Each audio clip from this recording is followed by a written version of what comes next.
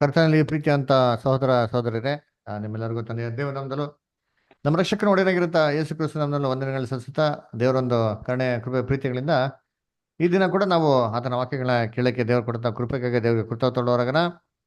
ಕರ್ತನಲ್ಲಿ ಪ್ರೀತಿ ಅಂತ ಸಹೋದರಗಳೇ, ಇವತ್ತು ನಾವು ಓದಕ್ಕೆ ಹೋಗೋದು ಯಾವ್ದಪ್ಪ ಅಂದ್ರೆ ಒಂದು ಸಾಮ್ಯ. ಯಾವ ಸಾಮ್ಯಪ್ಪ ಅಂತಂದ್ರೆ ಸಮಾರ್ಯದವನ ಒಂದು ಸಾಮ್ಯ. ಅದರ ಇದನ್ನ ನಾವು ಎಷ್ಟೋ ಸತಿ ಏನ್ ಮಾಡಿತೀರಿ, ನಾವು ಕೇಳಿತೀರಿ. ಯಾಕಂದ್ರೆ ಚಿಕ್ಕ ಮಕ್ಕಳಿಂದ ಹಿಡಿದು ದೊಡ್ಡೋರವರೆಗೂ ಈ ಕಥೆ ಅಂದ್ರೆ ಎಲ್ಲರಿಗೂ ಗೊತ್ತು ಅಲ್ರ.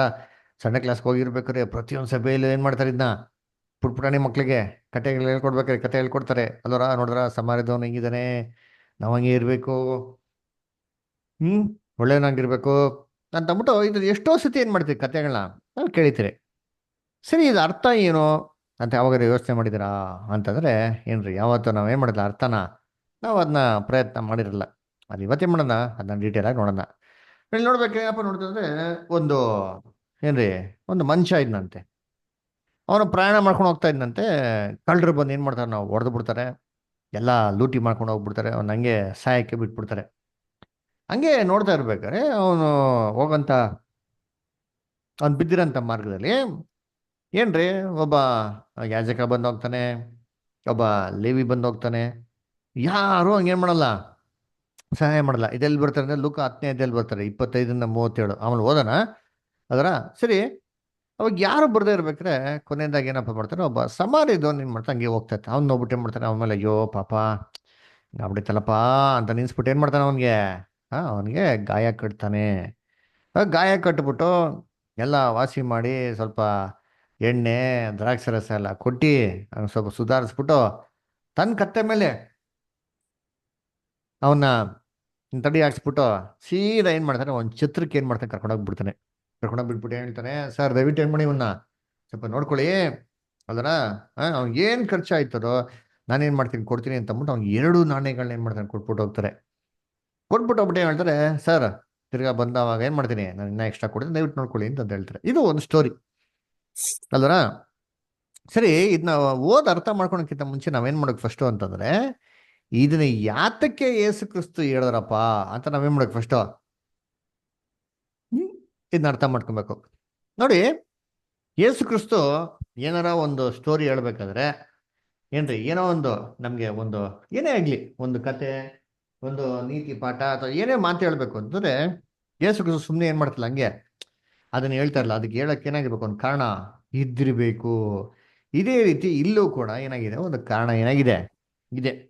ಏನಪ್ಪ ಕಾರಣ ಅಂತ ನೋಡಿದ್ರೆ, ಕರ್ತನಲ್ಲಿ ಪ್ರೀತಿ ಅಂತ ಸಹೋದರ ಸಹೋದರಿಗಳೇ, ಇಲ್ಲಿ ಕ್ರಿಸ್ತನ ಒಂದು ವಿಚಾರದಲ್ಲಿ ಏನಾಗ್ತಾರೆ ಅಂತಂದ್ರೆ, ಒಂದು ವ್ಯಕ್ತಿ ಬಂದ್ಬಿಟ್ಟು ಜೀಸಸ್ ಕ್ರಿಸ್ಟಿಗೆ ಏನ್ ಮಾಡ್ತಾರೆ ಅಂದ್ರೆ ಒಂದು ಪ್ರಶ್ನೆ ಏನ್ ಮಾಡ್ತಾರೆ ಅಲ್ಲಿ ಕೇಳ್ತಾರೆ ಅಲ್ರ.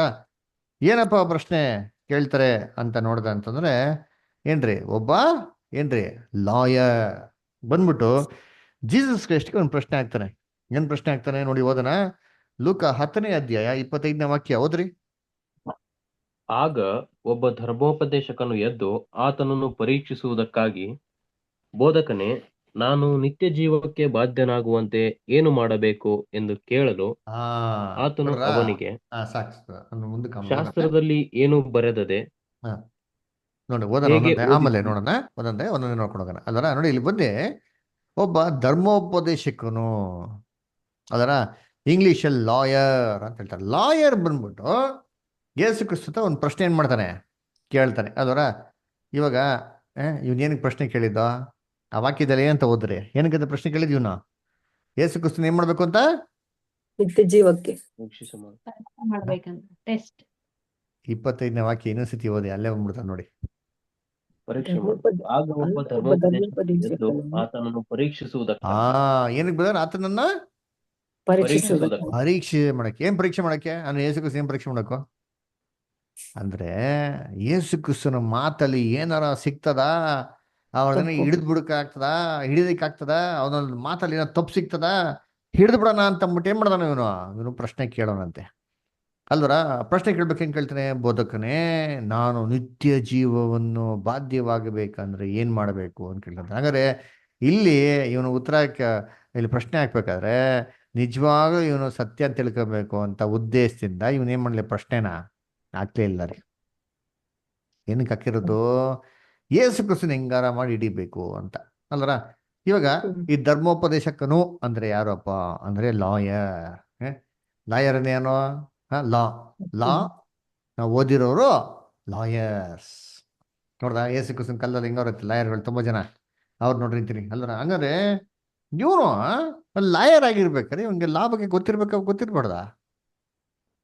ಗೊತ್ತಿರುತ್ತೆ ಸರ್. ಗೊತ್ತಿರ್ಬೇಕು, ಗೊತ್ತಿರ್ತದೆ. ಆದ್ರೂ ಕೂಡ ಏನೋ ಸುಮ್ಮನೆ ಏಸು ಕ್ರಿಸ್ತನ ಟ್ರ್ಯಾಪ್ ಮಾಡೋಣ ಅಂತ ಏನ್ ಮಾಡೋಣ, ಲಾಯರ್ ಒಂದು ಪ್ರಶ್ನೆ ಆಗ್ತಾ ಆ ಥರ ಏನ್ ಮಾಡೋಣ, ಏಸು ಕ್ರಿಸ್ತನ ಪರೀಕ್ಷೆ ಮಾಡೋದಕ್ಕೋಸ್ಕರ ಏಸು ಕ್ರಿಸ್ತನ ಮಾತಲ್ಲಿ ಏನೋ ಹಿಡಿಬೋದಾ ಅಂತ ಅಂದ್ಬಿಟ್ಟು ಏನ್ ಮಾಡ್ತಾನೆ, ಒಂದು ಪ್ರಶ್ನೆ ಆಗ್ತಾನೆ, ಸ್ವಾಮಿ ನಾನ್ ನಿತ್ಯ ಜೀವ ಪಡಿಬೇಕು ಅಂದ್ರೆ ಏನ್ ಮಾಡ್ಬೇಕು ಅಂತ ಅಲ್ದ್ರ. ನೋಡಿ ಅದಕ್ಕೆ ಏಸು ಕ್ರಿಸ್ತ ಏನು ಉತ್ತರ ಕೊಡ್ತಾರೆ ಇವನಿಗೆ? ಏಸು ಕ್ರಿಸ್ತ ಇವರೇ ಏನ್ರಿ, ಇವ್ರು ಏಸು ಕ್ರಿಸ್ತನ ಹಿಡಿಬೇಕು ಅಂದ್ರೆ ಏಸು ಕ್ರಿಸ್ತ ಇದಕ್ಕಿಂತ ಪಾಕಡ. ಏಸು ಕ್ರಿಸ್ತನ್ ಗೊತ್ತಿರಲ್ವಾ ಇವರೆಲ್ಲ ಏನು ಕೇಳ್ತಾರೆ ಅಂತ? ಇವ್ರ ಬಗ್ಗೆ ಏನ್ ಮಾಡೋರು ಏಸು ಕ್ರಿಸ್ತು ಅವಾಗೋಗಿ ಬೈಯೋರು. ಎಂತ ಬೈಯೋರು ಅಂತೆ? ಸುಣ್ಣ ಬಳ್ದಂತ ನೀವು ಏನ್ರಿ ಸಮಾಧಿಗಳು, ಕಪ್ಪಟಿಗಳಾಗಿರಂತ ಶಾಸ್ತ್ರಿಗಳೇ, ಪರಿಸೇರೇ ಸದಿಸೇರೇ ಅಂತ ಬೈಯೋರು. ನೀವು ಏನ್ ಮಾಡ್ತೀರಂತೆ? ಎಲ್ಲಾರು ನಿಮ್ ನೋಡ್ಬೇಕು ಅಂತ ಅಂದ್ಬಿಟ್ಟು ಏನ್ ಮಾಡ್ತೀರಂತೆ ನೀವು? ಪ್ರಾರ್ಥನೆ ಮಾಡ್ತೀರಾ ಅಲ್ವರ? ಏನ್ ಮಾಡ್ತಾರೆ ಎಲ್ಲ ಕಾಣಿಸೋ ರೀತಿಯಲ್ಲಿ ಮಾಡ್ತಾರೆ ಇವರು, ಪ್ರಾರ್ಥನೆ ಮಾಡ್ತಾ ಇದ್ರು ಅಂತ ಅಲ್ವರ ಏಸು ಕ್ರಿಸ್ತ ಹೇಳ್ತಾರಲ್ಲ. ಮತ್ತೆ 23ನೇ ಅಧ್ಯಾಯದಲ್ಲಿ ಅಲ್ವರ. ಹಂಗಿರ್ಬೇಕಾರೆ ಇವರೆಲ್ಲ ಯಾರಪ್ಪ ಅಂತಂದ್ರೆ ಇವರೆಲ್ಲ ಒಳ್ಳೆ ವ್ಯಕ್ತಿಗಳಲ್ಲ ರೀ. ಇವರೆಲ್ಲ ಏನ್ರಿ ಸೊಳ್ಳೆನ್ ಸೋರ್ಸ್ಬಿಡೋದು, ಒಂಟೆ ನುಂಗ್ಬಿಡೋದು ಏಸು ಕ್ರಿಸ್ತ ಹೇಳ್ತಾರಲ್ಲ. ಎಲ್ಲ ಹಿಪೋಕ್ರೈಟ್ಸ್, ಮಾಯಕಾರರು, ಸುಮ್ಮನೆ ಆಕ್ಟಿಂಗ್. ಇವರೆಲ್ಲ ನಿಜವಾಗ್ಲೂ ಸತ್ಯ ಮೇಲೆ ಪ್ರೀತಿ ಇಲ್ಲ, ಭಯ ಭಕ್ತಿ ಇಲ್ಲ, ಎಂಥದ್ದು ಇಲ್ಲ. ಕಾಟಾಚಾರಕ್ಕೋಸ್ಕರ ಏನ್ ಮಾಡ್ತಾರೆ ಅಂತ ಇವರು ಏಸು ಕ್ರಿಸ್ತನ ಅಂತ ಪ್ರಶ್ನೆ ಬಂದು ಏನ್ ಮಾಡೋದು, ಸುಮ್ಮನೆ ಯಾಕೊಡೋದು, ಏನೋ ನನಗೆಲ್ಲ ಗೊತ್ತಿರೋ ಅಂತಾರ. ಈಗ ಏಸು ಕ್ರಿಸ್ತಂಗೆ ಇವ್ರ ಬಗ್ಗೆ ಗೊತ್ತಿಲ್ವಾ ಇವ್ರು ಏನಕ್ಕೆ ಬರ್ತಾರೆ ಅಂತ? ಏಸು ಕ್ರಿಸ್ತನ್ ಚೆನ್ನಾಗಿ ಗೊತ್ತಿತ್ತು. ಅದಕ್ಕೆ ಏಸು ಕ್ರಿಸ್ತ ಏನ್ ಮಾಡ್ತಾರೆ ಇವ್ರಿಗೆ ಉತ್ತರ ಕೊಡ್ತಾರೆ. ನೋಡಿ ಏನು ಉತ್ತರ ಕೊಡ್ತಾರೆ? 26ನೇ ವಾಕ್ಯ ಓದಿ ಬಿಡ್ತಾರೆ ಅದಲ್ಲೇ. ಅವನಿಗೆ, ಶಾಸ್ತ್ರದಲ್ಲಿ ಏನು ಬರೆದದೆ, ಹೇಗೆ ಓದಿದ್ದಿ ಎಂದು ಹೇಳಿದನು. ಏನ್ ಹೇಳಿದ್ರು? ಶಾಸ್ತ್ರದಲ್ಲಿ ಏನ್ ಬರ್ದಿದೆ? ನೀನು ಏನು ಓದಿದ್ದಿ? ಲಾಯರ್ ತಾನೆ ನೀನು? ನೀನ್ ಧರ್ಮೋಪದೇಶಕ ತಾನೆ? ಏನ್ ಓದ್ತಾ ಇದೆಯಾ ಬೈಬಲ್ ನೀನು? ಅಷ್ಟು ಗೊತ್ತಾಗಲ್ವಾ ನಿಂಗೆ? ನೀ ಶಾಸ್ತ್ರದಲ್ಲಿ ಓದಿರ್ಬೇಕು, ನಿಂಗೆಲ್ಲ ಗೊತ್ತಿರ್ಬೇಕಲ್ವಾ? ಹೇಗ್ ಓದಿದ್ಯಾ ನೀನು? ಅಷ್ಟು ಕೂಡ ಓದಿಲ್ವಾ ಅಂತ ಕೇಳ್ಬಿಟ್ರು. ನೋಡ್ತೀನಿ ಇವಾಗ ಕೇಳಿದ ತಕ್ಷಣ ಇವನೇನಾಗ್ಬಿಡುತ್ತೆ, ಟೆನ್ಷನ್ ಆಗೋಯ್ತು. ಅಯ್ಯೋ ಇದು ಹೇಳಿದ್ರು ಏಸು ಕ್ರಿಸ್ತ ಎಲ್ಲಾರ ಮುಂದೆ ಹೇಳ್ಬಿಟ್ರಲ್ಲ. ಎಲ್ಲಾರ ಮುಂದೆ ಏನಾಗದಂಗಾಯ್ತು, ಇವಾಗ ಅವಮಾನ ಆದಂಗೆ ಆಗೋಯ್ತು. ಅಯ್ಯಯ್ಯೋ ನಾನ್ ಲಾಯರ್ ಆಗಿದ್ದೀನಿ, ನಂಗೆ ಇವೆಲ್ಲ ಗೊತ್ತಿರ್ಬೇಕು. ನಾನು ಈ ಸಿಂಪಲ್ ಕ್ವಶನ್ ಜೀಸಸ್ ಕ್ರೈಸ್ಟ್ ಕೇಳ್ಬಿಟ್ಟಲ್ಲ. ಇವಾಗ ಜೀಸಸ್ ಕೂಡ ನೇರವಾಗಿ ಉತ್ತರ ಕೊಡ್ಲಿಲ್ಲ, ಯಾಕಂದ್ರೆ ಗೊತ್ತಿತ್ತು ನಿಂಗೆ ಬರ್ದಿರೋ ಉದ್ದೇಶ ಏನು ಅಂತ. ಏನ್ರಿ ಇದು ನಿಜವಾದ ಉತ್ತರ ಕೇಳ್ಕೊಬೇಕು ಅಂತ ಕೇಳ್ತಾ ಇರಲ್ಲ, ಇವ್ನ ಹೆಂಗಾರ ಮಾತಲ್ಲಿ ಸಿಗ್ಸನ ಅಂತ ಕೇಳ್ತಾವ್ರಂತೆ. ಅದಕ್ಕೆ ಯೇಸು ಕ್ರಿಸ್ತು ಹಿಂಗೆ ಹೇಳಿದ ತಕ್ಷಣ ಇವನೇನ್ ಮಾಡ್ತಾನೆ, ಇವಾಗ ಉತ್ತರ ಕೊಡದಿರೇ ಇದ್ರೆ ತಪ್ಪು ಇವನ್ ಮೇಲೆ ಬಂದ್ಬಿಡ್ತಾನೆ. ಅದಕ್ಕೆ ಇವ್ನು ಇಮ್ಮಿಡಿಯಾಗಿ ಉತ್ತರ ಕೊಡ್ತಾನೆ. ಏನಂತ ಉತ್ತರ ಕೊಡ್ತಾನೆ? ಅದಕ್ಕೆ ನೋಡಿ ಓದಿ ಇವಾಗ 27ನೇ ವಾಕ್ಯ. ಅದಕ್ಕೆ ಅವನು, ನಿನ್ನ ದೇವರಾಗಿರುವ ಕರ್ತನನ್ನು ನಿನ್ನ ಪೂರ್ಣ ಹೃದಯದಿಂದಲೂ, ನಿನ್ನ ಪೂರ್ಣ ಪ್ರಾಣದಿಂದಲೂ, ನಿನ್ನ ಪೂರ್ಣ ಶಕ್ತಿಯಿಂದಲೂ, ನಿನ್ನ ಪೂರ್ಣ ಬುದ್ಧಿಯಿಂದಲೂ ಪ್ರೀತಿಸಬೇಕು, ಮತ್ತು ನಿನ್ನ ನೆರೆಯವನನ್ನು ನಿನ್ನಂತೆಯೇ ಪ್ರೀತಿಸಬೇಕು ಎಂದು ಬರೆದದೆ ಅಂದನು. ನೋಡ್ರ ಏನ್ರಿ ಅವ್ ಧರ್ಮಶಾಸ್ತ್ರದಲ್ಲಿ ಏನ್ ಬರ್ದಿದ್ಯೋ ಕರೆಕ್ಟಾಗಿ ಹೇಳ್ಬಿಡ್ತಾನೆ ನೋಡ್ರಿ ಅಂತೀನಿ. ನಿನ್ನ ದೇವರಾಗಿರಂತ ಯೆಹೋವನನ್ನು ಏನ್ ಮಾಡ್ಬೇಕು? ನೀನು ಪ್ರೀತಿಸ್ಬೇಕು ಪೂರ್ಣ ಹೃದಯದಿಂದಲೂ, ಅಲ್ಲ ಪೂರ್ಣ ಮನಸ್ಸಿಲ್ಲ ಏನ್ ಮಾಡಕ್ ನೀನು ಪ್ರೀತಿಸ್ಬೇಕು ಅಂತ ಏನ್ ಮಾಡ್ತಾರೆ ಅಲ್ಲಿ ಅಲ್ಲಿ ಹೇಳ್ತಾರೆ ಅಲ್ವರ. ಆಮೇಲೆ ಏನ್ರಿ ನಿನ್ ನೆರೆಯವ್ರನ್ನ ಏನ್ ಮಾಡ್ಬೇಕು? ನಿನ್ನಂತನೇ ಪ್ರೀತಿಸ್ಬೇಕು ಅಂತ ಹೇಳ್ತಾನೆ ಅಂತೀನಿ. ಅವಾಗ ಇವನೇನ್ ಮಾಡ್ತಾನೆ? ಹೇಳಿದ ತಕ್ಷಣ ಯೇಸು ಕ್ರಿಸ್ತ ಹೇಳ್ತಾರೆ, ಕರೆಕ್ಟಾಗಿ ಹೇಳಿದ್ಯಪ್ಪ. ಏನೋ ನೀನು ಕರೆಕ್ಟಾಗಿ ಏನ್ ಮಾಡಿದ್ಯ ಉತ್ತರನ ನೀನು ಕೊಟ್ಟಿದ್ಯಾ, ಅದೇ ಪ್ರಕಾರ ಹೋಗಿ ಮಾಡು ಅಂತ ಹೇಳ್ತಾ ಹೊಂಟಿದ್ದೀನಿ. ನೆಕ್ಸ್ಟ್ ವಾಕ್ಯ ಓದಿ, 28 ಓದಿಂತೀನಿ. ಆತನು ಅವನಿಗೆ, ಹ್ಮ್ ನೀನು ಸರಿಯಾಗಿ ಉತ್ತರ ಕೊಟ್ಟಿ, ಇದರಂತೆ ಮಾಡು, ಮಾಡಿದರೆ ಜೀವಿಸುವಿ ಎಂದು ಹೇಳಿದನು. ನೋಡರ ಅವ್ನ್ ಮತ್ತಲ್ಲೇ ಅವನ್ನ ಸಿಗಾಕ್ಸ್ಬಿಟ್ರು. ಕರೆಕ್ಟಾಗಿ ಉತ್ತರ ಕೊಟ್ಟಿದ್ಯಪ್ಪ ನೀನ್ ಕರೆಕ್ಟಾಗಿದ್ಯಾ, ಸರಿ ಹೋಗ್ಬಿಟ್ಟೆ ಮಾಡೋ ಅದ್ರ ಪ್ರಕಾರ ನೀನ್ ಮಾಡು, ಅದ್ರ ಪ್ರಕಾರ ನೀನ್ ಜೀವಿಸ್ತೀಯಾ ಅಂತ ಹೇಳ್ತಾರೆ. ಹಿಂಗೆ ಹೇಳಿದ ತಕ್ಷಣ ಇವಾಗ ಏನಾಗೋಯ್ತು, ಇವಾಗ ಇಲ್ಲಪ್ಪ ಏನು ಇಷ್ಟು ನಾನು ಏನೋ ಇವನ್ನ ಹಿಡಿಬೇಕು ಅಂತ ಬಂದ್ರೆ ಇವರು ಮ್ಯಾಟ್ರನ್ನ ಇಷ್ಟು ಸಿಂಪಲ್ ಆಗಿ ಕ್ಲೋಸ್ ಮಾಡ್ಬಿಟ್ರಲ್ಲ ಅಂತ ಅಂದ್ಬಿಟ್ಟು ಇವ್ನು ಏನಾಯ್ತಾನೆ, ಇವ್ನು ಹೋಯ್ತಾನೆ, ಇವ್ನು ಹೋಗಲ್ಲ. ಏನಾರ ಮಾಡಿ ಏಸು ಕ್ರಿಸ್ತನ ಸಿಗಾಕ್ಸ್ಬೇಕು ಅಂತ ಮಾಡ್ತಾರೆ. ಇನ್ನೊಂದು ಪ್ರಶ್ನೆ ಕೇಳ್ತಾನೆ. ಏನ್ ಪ್ರಶ್ನೆ ಕೇಳ್ತಾನೆ? 29ನೇ ವಾಕ್ಯ ಓದಿ ಬದ್ರಿ ಇವಾಗ. ಆದರೆ ಅವನು ತನ್ನನ್ನು ನೀತಿವಂತನೆಂದು ತೋರಿಸಿಕೊಳ್ಳುವುದಕ್ಕೆ ಅಪೇಕ್ಷಿಸಿ, ನನ್ನ ನೆರೆಯವನು ಯಾರು ಎಂದು ಯೇಸುವನ್ನು ಕೇಳಲು. ಇವಾಗ ಈ ಪ್ರಶ್ನೆ ಇನ್ನೊಂದು ಏನಕ್ಕೆ ಆಗ್ತಾನೆ ಅಂತಂದ್ರೆ, ತಾನ್ ನೀತಿವಂತನು.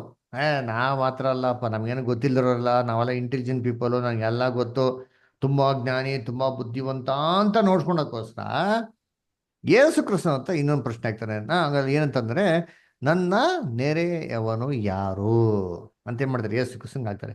ಇವಾಗ ಯೇಸು ಕ್ರಿಸ್ತ ಇದನ್ನ ಡೈರೆಕ್ಟ್ ಆಗಿ ಉತ್ತರ ಕೊಡಕ್ ಹೋಗಿಲ್ಲ ರೀ. ಡೈರೆಕ್ಟ್ ಆಗಿ ಉತ್ತರ ಕೊಟ್ಟಿದ್ರೆ ಏನ್ ಮಾಡಿದ್ರು, ಆರ್ಗ್ಯುಮೆಂಟ್ ಇಳಿಬಿಟ್ಟಿರೋನು. ಅದಕ್ಕೆ ಯೇಸು ಕ್ರಿಸ್ತ ಏನ್ ಮಾಡ್ತಾರೆ, ಈ ಸಾಮ್ಯನೇ ಹೇಳೋದಲ್ಲಿ ಏನ್ರಿ, ನಾವು 30ನೇ ವಾಕ್ಯ ಹಿಡ್ದು 35ನೇ ವಾಕ್ಯದವರೆಗೂ ಯೇಸು ಕ್ರಿಸ್ತ ಏನ್ ಮಾಡ್ತಾರೆ, ಒಂದು ಕಥೆನ ಏನ್ ಮಾಡ್ತಾರೆ ಅಲ್ಲಿ ಅಲ್ಲಿ ಹೇಳ್ತಾರೆ. ಆ ಕಥೆನ ಏನಪ್ಪಾ ಅಂದ್ರೆ ಒಂದು ಸಾಮ್ಯ. ಯಾಕೆ ಯೇಸು ಕ್ರಿಸ್ತ ಈ ಸಾಮ್ಯನ ಹೇಳಿದ್ದು ಅಂತಂದ್ರೆ, ನಮ್ಮ ಕ್ಲೀನಾಗಿ ಬ್ಯಾಕ್ಗ್ರೌಂಡ್ ಗೊತ್ತಾಯ್ತು. ಏನಪ್ಪಾ ಅಂತಂದ್ರೆ, ಒಬ್ಬ ನ್ಯಾಯಶಾಸ್ತ್ರಿ ಯೇಸು ಕ್ರಿಸ್ತನ ಮಾತಲ್ಲೇ ಅವನ್ನ ಹಿಡಿಬೇಕು ಅಂತ ಏನ್ ಮಾಡಿದ್ವಿ, ಪ್ರಶ್ನೆನ ಹಾಕಿರೋದು. ಯಾಕೆ ಅಂದ್ರೆ, ಯೇಸು ಕ್ರಿಸ್ತ ಮೊದಲನೇ ಬರೀಕೆಯಲ್ಲಿ ಬರ್ಬೇಕಾದ್ರೆ ಇಸ್ರೇಲ್ನಲ್ಲಿ 2 ಗುಂಪಿನ ಜನಾಂಗಗಳಿದ್ರು. ಪರಿಸೆಯರು, ಸದಿಶರು, ನ್ಯಾಯಶಾಸ್ತ್ರಿಗಳು, ಯಾಜಕರು, ಅದರ ಪ್ರಧಾನ ಯಾಜಕರು ಎಲ್ಲ ಇದ್ರು. ಸುಂಕದವರು, ಪಾಪಿಗಳು ಎಲ್ಲ ಏನಾಗಿದ್ರು, ರೋಗಗಳು ಬಂದವರು, ಅದರ ವ್ಯಭಿಚಾರಿಗಳೆಲ್ಲ ಏನಾಗಿದ್ರು, ಇದ್ರು. ಇವಾಗ ಇವರು ಈ ಫರಿಸಿಯರು, ಸದೀಶರು ಎಲ್ಲರೂ ಏನ್ರಿ, ಇವ್ರನ್ನೆಲ್ಲ ನಾ ಕೇವಲವಾಗಿ ನೋಡೋರು. ಈ ಪಾಪಿಗಳನ್ನ, ಸುಂಕದವ್ರನ್ನ, ಅದರ ಈ ವ್ಯಭಿಚಾರ ಮಾಡೋದ್ರಲ್ಲಿ ಏನ್ ಮಾಡ್ತಾರೆ, ತುಂಬಾ ಕೇವಲವಾಗಿ ನೋಡೋರು, ತುಂಬಾ ಚೀಪಾಗಿ ನೋಡೋರು ಅಂತಾರೆ. ಈ ಸೊಸೈಟಿಯಲ್ಲಿ ಇವೆಲ್ಲ ಇರಬಾರ್ದು, ಥರ್ಡ್ ಕ್ಲಾಸ್ ಪೀಪಲ್ ಅಂತ ನೋಡೋರು. ಆದರೆ ಈ ಫರಿಸಿಯರು, ಸದೀಶರು, ಯಾಜಕರು, ಮಹಾಜಕರು ಏನ್ರಿ, ಸೊಸೈಟಿಯಲ್ಲಿ ಇರ್ಬೇಕಾಗಿರೋಂಥವ್ರು, ತುಂಬಾ ಪರಿಶುದ್ಧವಾಗಿರೋರು ಅಂತ ಎಣಿಸೋರಂತೆ. ಅಂದ್ರೆ ಪರಿಶುದ್ಧವಾಗಿರೋರ್ನೆಲ್ಲ ಒಂದು ಗುಂಪು ಮಾಡ್ಬಿಟ್ಟಿದ್ರು, ಏನ್ರಿ ಪಾಪಿಗಳನ್ನೆಲ್ಲ ಒಂದು ಗುಂಪು ಏನ್ ಮಾಡ್ಬಿಡಿರೋ, ಇವರು ಮಾಡ್ಬಿಡಿದ್ರು. ಅದಕ್ಕೆ ಇವರು ಐಶ್ವರ್ಯವಂತರನ್ನೇ ತುಂಬಾ ನೀತಿವಂತರು ಅಂತ ಕನ್ಸಿಡರ್ ಮಾಡೋರು. ಯಾಕೆಂತಂದ್ರೆ ಐಶ್ವರ್ಯ ಬರೋದು ದೇವರಿಂದ ಅಲ್ವರ. ಅಂದ್ರೆ ನೋಡ್ಬೇಕಾದ್ರೆ ಐಶ್ವರ್ಯ ಇದೆ ಅಂತಂದ್ರೆ ನೀತಿವಂತ ಆಗಿರೋ ದೇವ್ರನ್ನ ಆಶೀರ್ವಾದ ಮಾಡೋ ಅಂತ ಮಾಡಿರೋರು ಇವತ್ತು ಹೇಳ್ತಾ ಇದ್ರು. ಬಡತನದಲ್ಲಿದ್ರೆ, ಕಷ್ಟದಲ್ಲಿದ್ರೆ, ಪಾಪಿಗಳಾಗಿರೋ ಅವರೆಲ್ಲ ಕೇವಲ ದೇವರನ್ನ ತಳ್ಳಿಬಿಟ್ಟಿದ್ದಾರೆ, ದೇವರವ್ರನ್ನ ಲೆಕ್ಕಿಸ್ತಾ ಇಲ್ಲ, ಅವ್ರು ನಮ್ಗೆ ಬೇಡ ಅಂತ ಅಂದ. ಇವರ ದೃಷ್ಟಿಕೋನದಲ್ಲಿ, ಯಾರ ದೃಷ್ಟಿಕೋನದಲ್ಲಿ, ಈ ಯಾಜಕರು, ಮಹಾಯಾಜಕರು, ಈ ಸುಂಕದವನು, ಸಾರಿ, ಈ ಫರಿಸೇನ್ ಸದಸ್ಯರು ಇದಾರಲ್ಲ, ಈ ಶಾಸ್ತ್ರಿಗಳು, ಇವ್ರ ದೃಷ್ಟಿಯಲ್ಲಿ ಯಾರಪ್ಪ ತುಂಬಾ ಒಳ್ಳೆಯವರು, ಯಾರ ನಮ್ಮ ನೆರೆಯವರಿಯವರು ಅಂತಂದ್ರೆ ಇಂಥವ್ರೆ ಒಳ್ಳೆ ಜನಗಳು. ಪಾಪಿಗಳೆಲ್ಲ ರೀ, ಪಾಪಿಗಳೆಲ್ಲ ಕೇವಲ ಅಥವಾ ಅವರೆಲ್ಲ ಛೇ ಅಂತ ಮಾಡೋರು, ಅವನ್ನ ಕೇರ್ಲೆಸ್ ಆಗಿ ಚೀಪಾಗಿ ನೋಡೋರು. ಅದಕ್ಕೆ ಇವ್ಗೆ ಡೈರೆಕ್ಟ್ ಆಗಿ ಹೇಳಿದ್ರೆ ಇದು ಅರ್ಥ ಮಾಡ್ಸೋಕೆ ಕಷ್ಟ ಅಂತ ಮಾಡ್ತಾರೆ. ಇಂಡೈರೆಕ್ಟ್ ಆಗಿ ಏನ್ ಮಾಡ್ತಾರೆ, ಯೇಸು ಕ್ರಿಸ್ತ ಒಂದು ಕಥೆನ ಏನ್ ಮಾಡ್ತಾರೆ, ಹೇಳ್ತಾರೆ ಅಲ್ದರ. ಅವಾಗೆ ಕತೆ ಹೇಳೋದು ಏನಂತ ಹೇಳ್ತಾರೆ. ಇವಾಗ ಓದೋಣ ಸಾಮ್ಯನ. ಓದಿ ಇಷ್ಟ 30ನೇ ವಾಕ್ಯದಿಂದ ಒಂದೊಂದೇ ಓದ್ಕೊಂಬನಿ ನೋಡೋಣ. ಯೇಸು ಅವನಿಗೆ ಪ್ರತ್ಯುತ್ತರವಾಗಿ ಹೇಳಿದ್ದೇನೆಂದರೆ, ಒಬ್ಬನೊಬ್ಬ ಮನುಷ್ಯನು ಯೆರೂಸಲೇಮಿನಿಂದ ಗಟ್ಟಾ ಇಳಿದು ಯೆರಿಕೋವಿಗೆ ಹೋಗುತ್ತಿರುವಾಗ ಕಳ್ಳರ ಕೈಗೆ ಸಿಕ್ಕಿದನು. ಅವರು ಅವನನ್ನು ಸುಲಿಗೆ ಮಾಡಿಕೊಂಡು ಗಾಯವಾಗುವಷ್ಟು ಹೊಡೆದು ಅವನನ್ನು ಅರೆಜೀವ ಮಾಡಿ ಬಿಟ್ಟು ಹೋದರು. ಇಲ್ಲಿ ಏನಪ್ಪ ಮಾಡಿದ್ರೆ, ಫಸ್ಟ್ ಯೇಸು ಕ್ರಿಸ್ತ ಶುರು ಮಾಡಿದ ತಕ್ಷಣ ಹೇಳ್ತಾರೆ, ಒಬ್ಬನೊಬ್ಬ ಮನುಷ್ಯನು ಏನ್ರಿ ಗಟ್ಟ ಹಿಡಿದು ಏನ್ ಮಾಡತ್ತೆ, ಯೆರೂಸಲೇಮ್ನ ಬಿಟ್ಟು ಯೆರಿಕೋಗೆ ಹೋಗ್ತಾ ಇದ್ದಂತೆ. ಹೋಗ್ತಾ ಇರ್ಬೇಕಾದ್ರೆ ಕಳ್ಳರ ಕೈಗೆ ಸಿಗಾಕೊಂಡ್ಬಿಟ್ಟಂತೆ. ಆ ಕಳ್ಳರು ಏನ್ ಮಾಡೋದಂದ್ರೆ ಇವನ್ನ ಸುಲಿಗೆ ಮಾಡಿಕೊಂಡು ಇವನ್ನ ಗಾಯ ಮಾಡ್ಬಿಟ್ಟು ಚೆನ್ನಾಗಿ ಹೊಡೆದಾಕ್ಬಿಟ್ಟು ಅವ್ನು ಇರೋದನ್ನೆಲ್ಲ ಲೂಟಿ ಮಾಡ್ಕೊಂಬಿಟ್ಟು ಅರಬೆತ್ತಲೆ ಮಾಡಿ ಏನ್ ಮಾಡೋರಂತೆ, ಇವನ ಅರಜೀವಿಯಾಗಿ ಬಿಟ್ಬಿಟ್ರಂತೆ. ಆಫ್ ಮಾಡರ್ ಏನ್ರಿ, ಕಂಪ್ಲೀಟ್ ಆಗಿ ಸಾಯಿಸಿಲ್ಲ ಅಂತ ನೋಡಿರ್ತೀನಿ ಏನ್ರಿ, ಅರ್ಧಂಬರ್ಧಕ್ಕೆ ಹೊಡೆದಾಕ್ಬಿಟ್ಟು ಏನ್ರಿ ಆಫ್ ಮಾಡರ್ ತರ ಮಾಡಿ ಬಿಟ್ಬಿಟ್ಟು ಹೋಗ್ಬಿಟ್ಟಾರಂತೆ ನೋಡ್ರಿ. ಅದರ ಸರಿ, ನೆಕ್ಸ್ಟ್ ಏನಾಯ್ತು, 31ನೇ ವಾಕ್ಯ ಓದಿ ಬಿದ್ದಾರ. ಆಗ ಹೇಗೋ ಒಬ್ಬ ಯಾಜಕನು ಆ ದಾರಿಯಲ್ಲಿ ಇಳಿದು ಬರುತ್ತಾ ಅವನನ್ನು ಕಂಡು ವಾರೆಯಾಗಿ ಹೋದನು. ಅದರ ಇವಾಗ ಅದೇ ದಾರಿಯಲ್ಲಿ ಏನ್ ಬರ್ತಾರೆ, ಒಬ್ಬ ಯಾಜಕ ಬರ್ತಾನ್ರಿ. ಯಾಜಕ ಬಂದ್ಬಿಟ್ಟು ಏನ್ ಮಾಡ್ತಾನೆ, ಅವನು ನೋಡ್ತಾನೆ, ನೋಡ್ದಿರ ಅಂತಲ್ಲ ರೀ, ನೋಡಿದ ತಕ್ಷಣ ಏನ್ ಮಾಡ್ತಾನೆ, ಹಂಗೇ ಓರಾಗಿ ಏನ್ ಮಾಡ್ತಾನೆ, ಅವ್ನು ಜಾರ್ಖಂಡ್ ಏನ್ ಮಾಡ್ತಾನೆ, ಹೊಟ್ಟೋಗ್ಬಿಡ್ತಾನಂತ್ರಿ. ಅದರ ಸರಿ, ಇವನು ಯಾಕೆ ಹೊಟ್ಟೋಗ್ಬಿಟ್ಟ ಯಾಜಕ? ಯಾಜಕನ ಕರ್ತವ್ಯ ಏನ್ರಿ?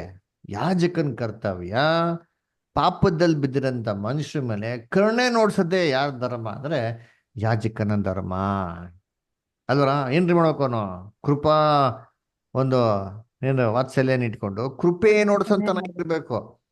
ಅರೆ ಇವನೇನ್ ಮಾಡ್ತಾರೆ ಅಂತಂದ್ರೆ ಅವನ್ನ ಕೇರ್ಲೆಸ್ ಆಗಿ ಬಿಟ್ಬಿಟ್ಟು ಹೋಗ್ಬಿಡ್ತಾರಂತೆ. ನೋಡ್ರಿ ನೋಡಿ, ಯಾಜಕನ ಗುಣಗಳನ್ನ ಓದೋಣ. ಇಬ್ರೇ ಬರೆದಂತ ಪತ್ರಿಕೆ 5ನೇ ಅಧ್ಯಾಯ 1 ಮತ್ತು 2. ಪ್ರತಿಯೊಬ್ಬ ಮಹಾಯಾಜಕನು ಮನುಷ್ಯರೊಳಗಿಂದ ಆರಿಸಲ್ಪಟ್ಟವನಾಗಿದ್ದು, ಮನುಷ್ಯರಿಗೋಸ್ಕರ ದೇವರ ಕಾರ್ಯಗಳನ್ನು ಜರುಗಿಸುವುದಕ್ಕಾಗಿ ನೇಮಿಸಲ್ಪಡುತ್ತಾನಲ್ಲ.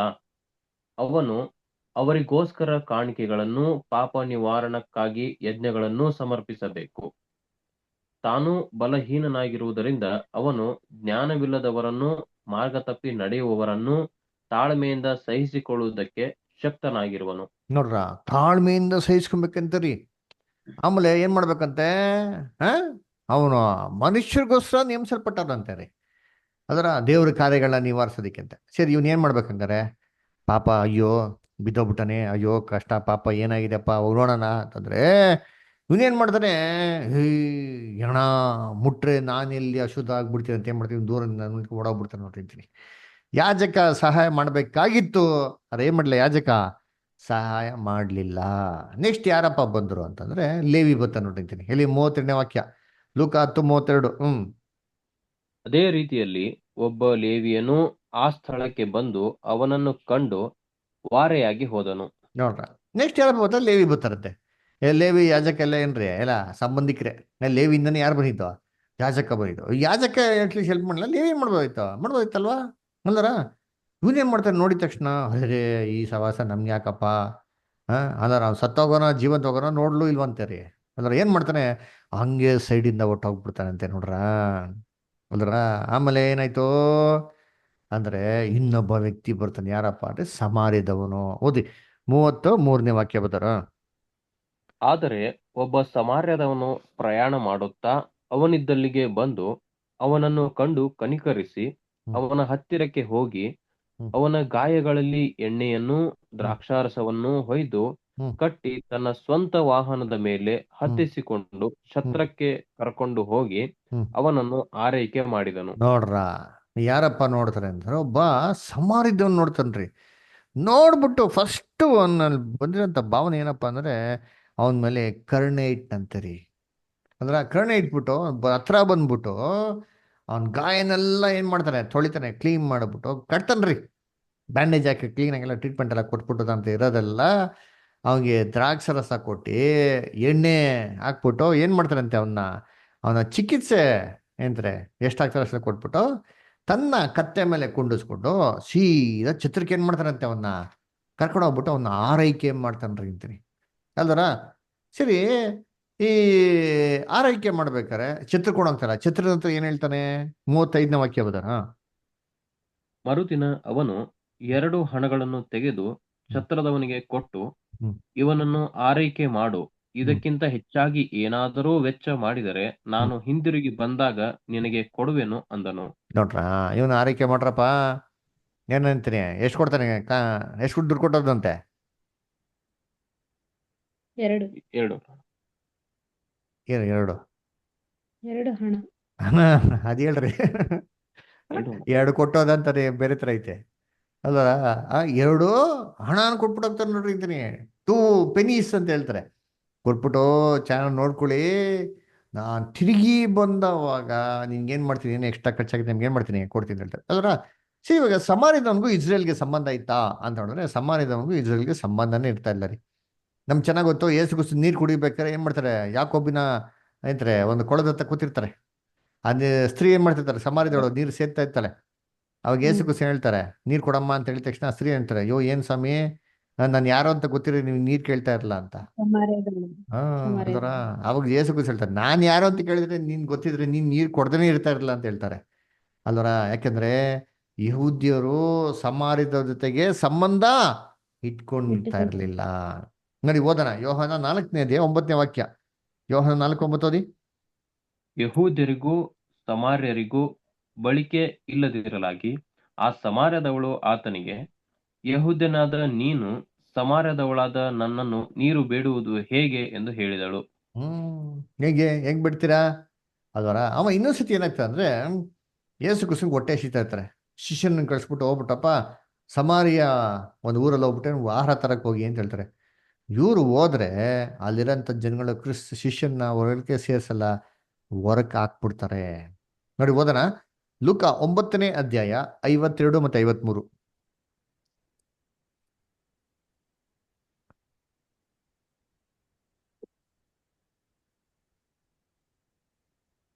ಮನಸ್ಸನ್ನು ದೃಢ ಮಾಡಿಕೊಂಡು ತನ್ನ ಮುಂದಾಗಿ ದೂತರನ್ನು ಕಳಿಸಿದನು. ಇವರು ಹೊರಟು ಆತನಿಗೆ ಬೇಕಾದದನ್ನು ಸಿದ್ಧ ಮಾಡೋದಕ್ಕಾಗಿ ಇಲ್ಲಲ್ಲ ಸಿಸ್ಟರ್, ಲೂಕ ಶಾಂತ ಸಿಸ್ಟರ್, ಲೂಕ 9ನೇ ಅಧ್ಯಾಯ ಸಿಸ್ಟರ್, 52 ಮತ್ತು 53 ಸಿಸ್ಟರ್. 52 ಓದ್ತಾ ಇದ್ದೀನಿ ಸರ್. 9ನೇ ಅಧ್ಯಾಯನಾ? ಹಾ. ಒಂಬತ್ತು. ಹೌದಾ? ಲೂಕ 9, 52, 53 ಅಂದ್ರಲ್ಲ ಸರ್. ಕ್ಷಮಿಸಿ. ಕರೆಕ್ಟ್ ಓದಿ. ಸಾರಿ, ಕರೆಕ್ಟ್ ಓದಿ. ಕರೆಕ್ಟ್. ಇದರಿಂದ ಓದಲಿ ಸರ್. ಕರೆಕ್ಟ್ ಓದಿ ಕರೆಕ್ಟ್. ಯೇಸು ತಾನು ಪರಲೋಕವನ್ನೇರುವ ದಿವಸಗಳು ತುಂಬುತ್ತಾ ಬರುವಾಗ ಯೆರೂಸಲೇಮಿಗೆ ಹೋಗೋದಕ್ಕೆ ಮನಸ್ಸನ್ನು ದೃಢ ಮಾಡಿಕೊಂಡು ತನ್ನ ಮುಂದಾಗಿ ದೂತರನ್ನು ಕಳಿಸಿದನು.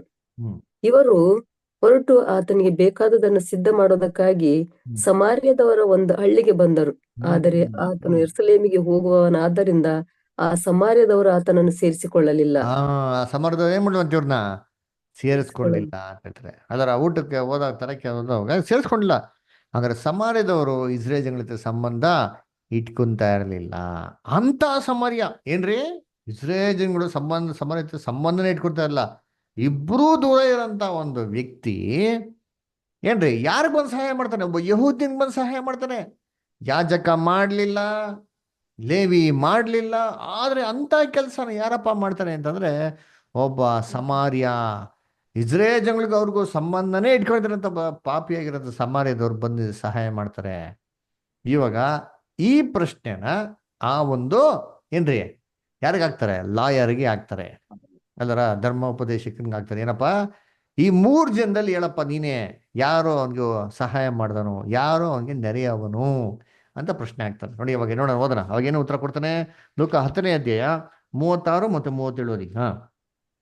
ಈ ಮೂವರಲ್ಲಿ ಯಾವನು ಕಳ್ಳರ ಕೈಗೆ ಸಿಕ್ಕಿದವನಿಗೆ ನೆರೆಯವನಾದನೆಂದು ನಿನಗೆ ತೋರುತ್ತದೆ ಹೇಳು ಎಂದು ಕೇಳಿದ್ದಕ್ಕೆ ಆ ಧರ್ಮೋಪದೇಶಕನು ಅವನಿಗೆ ದಯೆ ತೋರಿಸಿದವನೇ ಅಂದನು.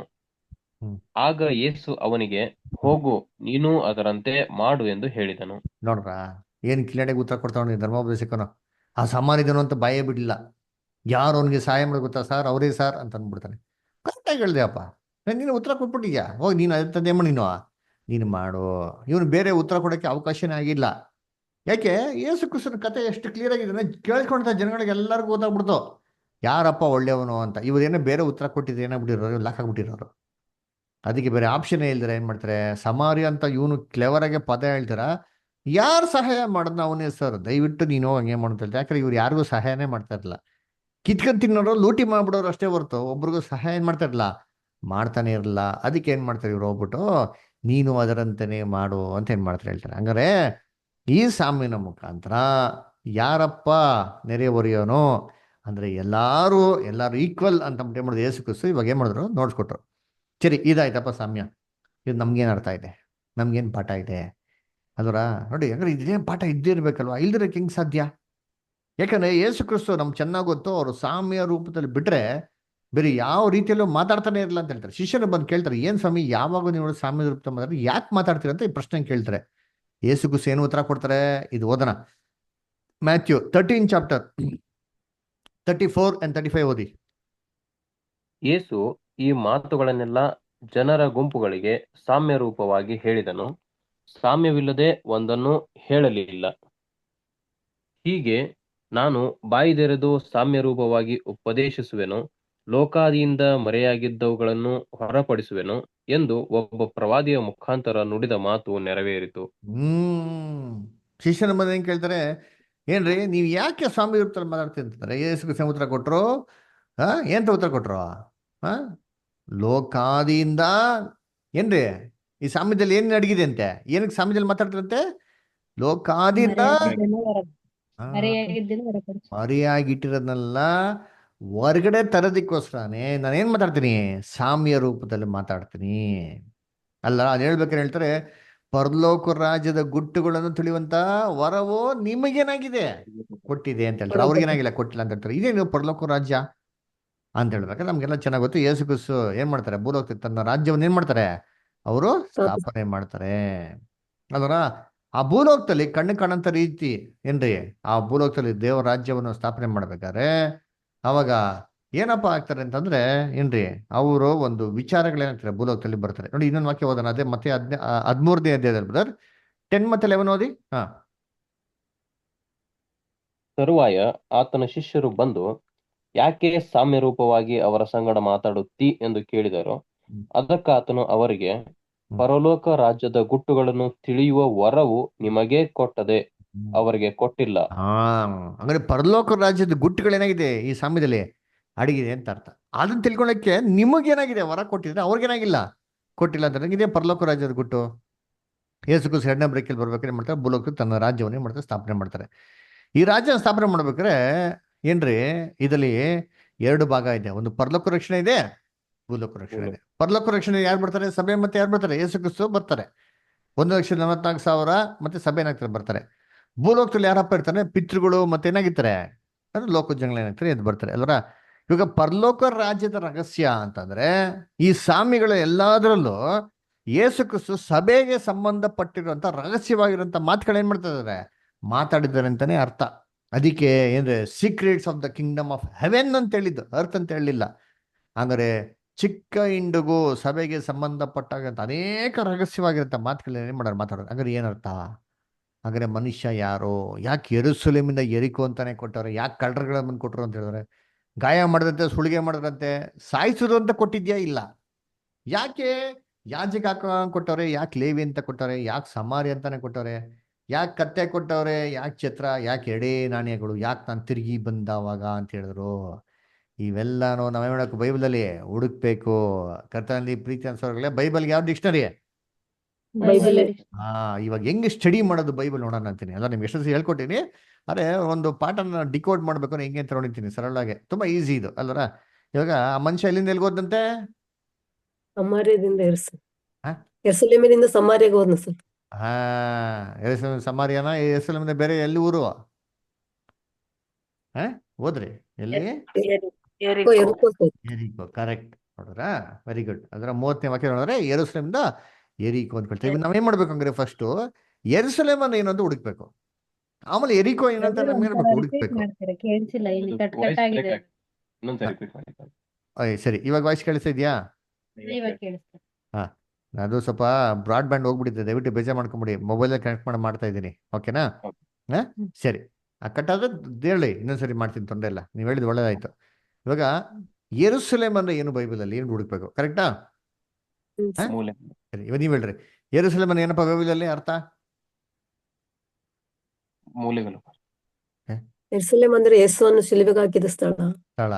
ಹಾ ಏನ್ರಪ್ಪ ಇಷ್ಟೇನ ನೀವೆಲ್ಲ ದೇವರ ಆರಿಸಿಕೊಂಡ ಸ್ಥಳ. ದೇವರ ಆಸ್ಕರ ಸ್ಥಳ, ಇಷ್ಟೇನ ನೀವು ಯೆರೂಸಲೇಮ್ ಬಗ್ಗೆ ತಿಳ್ಕೊಂಡಿರೋದು? ಯೆರೂಸಲೇಮ್ ಅಂತ ಪದದ ಅರ್ಥ ಏನ್ ಹೇಳಿ?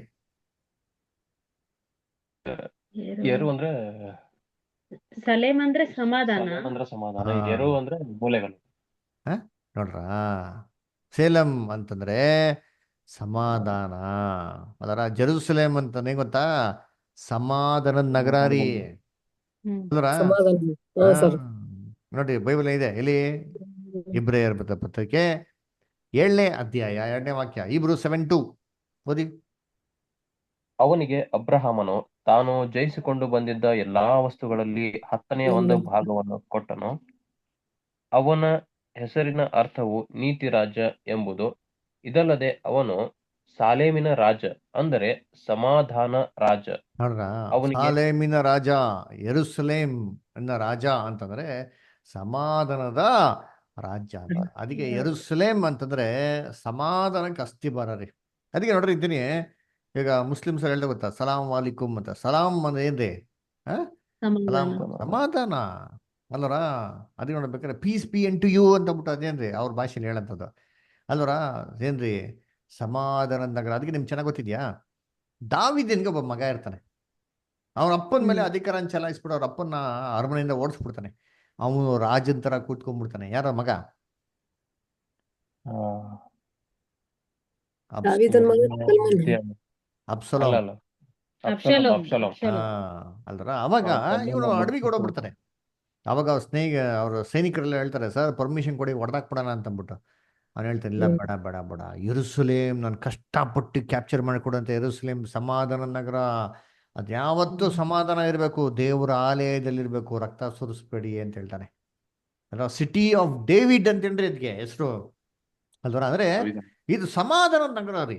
ಅದರ ಯೆರೂಸಲೇಮ್ ಚೆನ್ನಾಗಿ ಅಂದ್ರೆ ಸಮಾಧಾನ ಇರಬೇಕು, ಯಾವಾಗ ಅದ್ರಲ್ಲಿ ಯುದ್ಧ, ಗಲಾಟೆ, ಜಗಳ, ಅನ್ಯಾಯ, ಮೋಸ, ಪಾಪ ಇರಬಾರ್ದು. ಓಕೆನಾ? ಸರಿ, ಇವಾಗ ಮನುಷ್ಯ ಎಲ್ಲಿಂದ ಹೋದಂತೆ? ಯೆರೂಸಲೇಮ್ ಎಲ್ಲಿಗೆ ಹೋದಂತೆ ನೆಕ್ಸ್ಟು? ಎರಿಕೋ. ಎರಿಕೋ. ಏರಿಕೋ. ಏರಿಕೋನ್ ಏನಪ್ಪ ಅರ್ಥ ಹೇಳಿ? ಪಾಪದಿಂದ ಎರಿಕೋ ದೇವ್ರು ವಾಗ್ದಾನ ಮಾಡಿದ ಸ್ಥಳ. ಪಾಪದ ಸಿಟಿ. ಪಾಪದಿಂದ ತುಂಬಿರುವಂತ ಪಾಪದಿಂದ. ಆ ನಗರ ಫುಲ್ಲು ಪಾಪದಿಂದ ತುಂಬಿತ್ತು.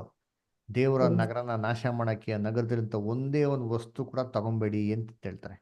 ಕೋಟೆ ಬಾಗಿಲೇ ಬಿದ್ದೋಯ್ತು, ಕೋಟೆ ಗೋಡೆಗಳೇ ಬಿದ್ದೋಯ್ತು, ಒಬ್ರು ಉಳ್ದಿಲ್ಲ, ಎಲ್ಲ ನಾಶ ಆಗ್ಬಿಟ್ರು ಅಲ್ದ್ರ. ಆಮೇಲೆ ದೇವ್ರು ಹೇಳ್ತಾರೆ ಎರಿಕೋ ಕೋಟೆನ ಕಟ್ಟಬೇಡಿ ಅಂತ ಹೇಳ್ತಾರೆ.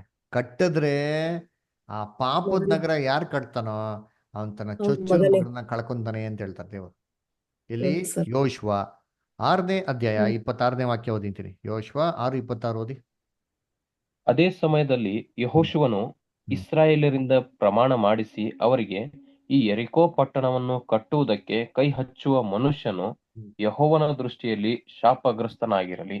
ಹ್ಮ್. ಅಂಥವನು ಅದಕ್ಕೆ ಅಸ್ತಿವಾರ ಹಾಕುವಾಗ ತನ್ನ ಹ್ಮ್. ಹಿರಿಯ ಮಗನನ್ನು, ಬಾಗಿಲುಗಳನ್ನಿಡುವಾಗ ಕಿರಿ ಮಗನನ್ನು ಕಳೆದುಕೊಳ್ಳಲಿ ಎಂದು ನೋಡ್ರಾ? ಹೇಳಿದನು. ಯಾಕೆ ಇದು ಕರ್ಸಡ್ ಸಿಟಿ, ಶಾಪಗ್ರಸ್ತ ಅಂತ ನಗರ ರೀ. ಅದರ ದೇವ್ರು ಕೆಡವಿ ಹಾಕ್ಬಿಟ್ರೆ ಇನ್ನೊಂದ್ಸರಿ ಯಾರು ಕಟ್ಲೇಬಾರ್ದು, ಕಟ್ರೆ ಮಗನ್ ಕಳ್ಕೊಂಡ್ಬಿಡ್ತಾನೆ ಅಂತಂದ್ರೆ. ಅದರ ಅಂದ್ರೆ ಈ ಮನುಷ್ಯ ಎಲ್ಲಿಂದ ಎಲ್ಲಿಗೆ ಪ್ರಯಾಣ ಮಾಡಂತೆ? ಸಮಾಧಾನ ನಗರದಿಂದ ಶಾಪದ ನಗರಕ್ಕೆ ಏನ್ ಮಾಡ್ತೀವಿ ಪ್ರಯಾಣ ಮಾಡದಂತೆ. ಹಂಗ್ರೆ ಏನಪ್ಪ ಅರ್ಥ ಅಂತಂದ್ರೆ, ಕರ್ತನಲ್ಲಿ ಪ್ರೀತಿ ಅನ್ಸೋಗಳೇ, ದೇವರು ಆದಾಮನ ಸೃಷ್ಟಿ ಮಾಡ್ಬೇಕಾದ್ರೆ ಎಲ್ಲಪ್ಪ ಇಟ್ಟಿದ್ರು ಅವನ್ನ ಈಡೇನ್ ತೋಟದಲ್ಲಿ ಇಟ್ಟಿದ್ರು. ಸಮಾಧಾನ ಇತ್ತ ಅಲ್ಲಿ? ಇಲ್ಲ ಸರ್. ಭೂಮಿಗೆ ಎಂದ ಅಸ್ಥಿ ಬರ ಹಾಕ್ಬೇಕಾರೆ ಎಲ್ಲ ಉದಯ ಸೂಚಕ ನಕ್ಷತ್ರಗಳನ್ನ ಹಾಡಾಡ್ತಾ ಇರ್ಬೇಕಾರೆ ಭೂಮಿಲಿ ಸಮಾಧಾನ ಇತ್ತಾ? ಇತ್ತು. ಸಮಾಧಾನ ಶಾಂತಿ ಇತ್ತಾ? ಇತ್ತು. ಎಲ್ಲ ಸಂತೋಷವಾಗಿದ್ರ? ಇದ್ರು. ಆದಾಮ ರಾಜನ್ ತರ ಇದ್ದ. ಎಲ್ಲಾ ಪ್ರಾಣಿಗಳ ಮೇಲೆ, ಪಶುಗಳ ಮೇಲೆ ದೊರೆತನ ಮಾಡುವಂಥದ್ರು, ಎಲ್ಲ ಮಾಡೋರು. ಒಂದೇ ಒಂದು ಮರದ ಹಣ್ಣು ಏನ್ ಮಾಡಕೋಬೇಡ, ಇನ್ನು ತಿನ್ಬೇಡ. ತಿನ್ಬೇಡ. ತಿನ್ಬೇಡ. ಹಂಗಾರೆ ಸಮಾಧಾನ ರಾಜ್ಯದಲ್ಲಿ ಇದ್ದವನು ಆದಾಮನು ಅಲ್ವರ. ಆ ಮನುಷ್ಯ ಯಾರಪ್ಪ ಅಂದ್ರೆ ಆದಾಮನ್ರಿ. ಆದಾಮ ಮುಖಾಂತರ ಇಡೀ ಮನುಕುಲ ರೀ. ಆದಾಮಿಗೆ ಏನಂತಾರೆ? ಸಮಾಧಾನ ನಗರಿ ಇರೋನು ಇವನು ಪ್ರಯಾಣ ಮಾಡ್ತಾನೆ. ಯಾವ ಕಡೆ ಪ್ರಯಾಣ ಮಾಡ್ತಾನೆ? ದೇವ್ರದಾಗೆ ಪಾಪ ಮಾಡ್ಬಿಟ್ಟು ಶಾಪಗ್ರಸ್ತ ನಗರ ಕಡೆಗೆ ಏನ್ ಮಾಡ್ತಾನೆ? ಪ್ರಯಾಣ ಮಾಡ್ತಾನೆ. ದೇವ್ರು ಅದಕ್ಕೆ ಅವ್ನು ಪಾಪ ಮಾಡಿದ ಶಾಪ ಕೊಟ್ರಾ? ಎಸ್. ಕೊಟ್ರು. ನಿನ್ನ ನಿಮಿತ್ತವಾಗಿ ಭೂಮಿ ಶಪಿಸಲ್ಪಟ್ಟಿದೆ, ಮುಳ್ಳುಗಳು ಕಳೆಗಳನ್ನ ತರ್ತಾರೆ, ಬೆವರು ಸುರಿಸಿ ಜೀವ ಮಾನವನ ಏನ್ ಮಾಡಿ ನೀನು ದುಡಿಬೇಕು, ನೀನು ಸಾಯುವ ತನಕ ಎಲ್ಲಿ ಹೋಗ್ತೀಯ? ನೀಂದ್ರೆ ಡೈಯಿಂಗ್ ದೋ ಶಲ್ ಡೈ. ಅದರ ಏನ್ರಿ, ನೀನು ಬೆವರು ಸುರಿಸಿ ಸಾಯೋ ತನಕ ಏನ್ ಮಾಡಕ್, ನೀನು ಬೆವರು ಸುರಿಸಿ ನೀನು ದುಡಿಬೇಕು, ತಿನ್ಬೇಕು ಅಂತ ಹೇಳ್ತಾರೆ. ಸತ್ತೇ ಸಾಯುವಿ ಅಂತ ಏನ್ ಮಾಡ್ತಾರೆ ಅಲ್ಲಿ? ದೇವರವನ್ನ ಆಜ್ಞೆ ಕೊಡ್ತಾರೆ. ಈ ಮಾರ್ಗದಲ್ಲಿ ಏನ್ ಮಾಡ್ತಾ ಇದ್ದಾವ? ನಡೀತಾ ಇದ್ದಾರೆ ಅಂತೀನಿ ಅಲ್ರ. ನಡೀತಾ ಇರ್ಬೇಕಾರೆ ಸೆಂಟ್ರಲ್ಲಿ ಯಾರು ಬಂದ್ರಂತೆ? ಕಳ್ಳರು ಬಂದ್ರಂತೆ ನೋಡ್ರಿ. ಕಳ್ಳರು ಬಂದು ಏನ್ ಮಾಡಿದ್ರು? ಇವನ ಹತ್ರ ಇರೋದ್ನೆಲ್ಲ ಏನ್ ಮಾಡ್ಬಿಟ್ರು? ಕಿತ್ಕೊಂಡ್ರು. ಕಿತ್ಕೊಂಡ್ಬಿಟ್ರು. ಯಾರಪ್ಪ ಕಳ್ಳರು? ನೀವ್ ಹೇಳ್ರಿ, ಯಾರು ಕಳ್ಳರು? ಯಾಜಕರು. ಮನುಷ್ಯನ ಹತ್ರ ಎಲ್ಲಾನು ಕಿತ್ಕೊಂಡಿರಂತ ಕಳ್ಳರು ಯಾರು? ಆದಾಮ್ ಹತ್ರ ಎಲ್ಲವನ್ನು ಕಿತ್ಕೊಂಡಿರಂತ ಕಳ್ಳರು ಯಾರು? ಆದಾಮ್ಗೆ ಇರೋಂತ ಎಲ್ಲಾ ಸೈತಾನ. ಆಶೀರ್ವಾದಗಳಿತ್ತು. ಯಾರದು? ಸೈತಾನನ. ಸೈತಾನ. ನೋಡ್ರಪ್ಪ, ಅದು ಹಿಂಗೆ ಥಿಂಕ್ ಮಾಡ್ಬೇಕು ಅಲ್ವರ. ಅದಕ್ಕೆ ಯಾರಪ್ಪ ಅದು ಕಳ್ಳ ಅಂದ್ರೆ? ಸೇತಾನು ಮತ್ತೆ ಬಿದ್ದೋಗಿರೋ ದೂತರುಗಳು. Fallen angels. ಇವನ್ನ ಹೋಗ್ಬಿಟ್ಟು ರಕ್ಷಣೆ ಕೊಡಪ್ಪ ಅಂತ ಬಿಟ್ರೆ ಫಾಲನ್ ಏಂಜಲ್ಸ್ ಇವ್ರೇನ್ ಮಾಡಿದ್ರು? ಫಾಲನ್ ಏಂಜಲ್ಸ್ ಅವನ್ನ ಏನ್ ಮಾಡ್ಬಿಟ್ರು? ಹಾಳು ಮಾಡ್ಬಿಟ್ರು ನೋಡತ್ತೀನಿ. ಆದಾಮ್ ಪಾಪ ಮಾಡದ ರೀತಿಯಲ್ಲಿ ಅವ್ನು ರಕ್ಷಣೆ ಕೊಡಪ್ಪ ಅಂತಂದ್ರೆ, ಇವ್ರು ಆದಾಮನ ಸಂತತಿ ಜೊತೆಗೆ ಸಂಬಂಧ ಇಟ್ಕೊಂಡ್ಬಿಟ್ರು. ರಾಕ್ಷಸಗಳು ಏನ್ ಮಾಡ್ಬಿಟ್ರು? ಹುಟ್ಟಿಸ್ಬಿಟ್ರು, ಒಡೆದಾಕ್ಬಿಟ್ರು ಮನುಷ್ಯನ್ನ. ಅವನ ದೌರ್ಜನ್ಯ ಮಾಡಿ ದಬ್ಬಾಳಿಕೆ ಮಾಡಕ್ಕೆ ಶುರು ಮಾಡಿದ್ರು, ಸುಲಿಗೆ ಮಾಡಿದ್ರು. ಅವನ್ಗೆ ದೇವ್ರು ಕೊಟ್ಟಂತ ವಸ್ತ್ರ ಕಿತ್ತಾಕ್ಬಿಟ್ರು, ಬಟ್ಟೆ ಹರಿದ ಹಾಕ್ಬಿಟ್ರು, ಮೈಯೆಲ್ಲ ಗಾಯ ಅಂತಾರ್ರಿ.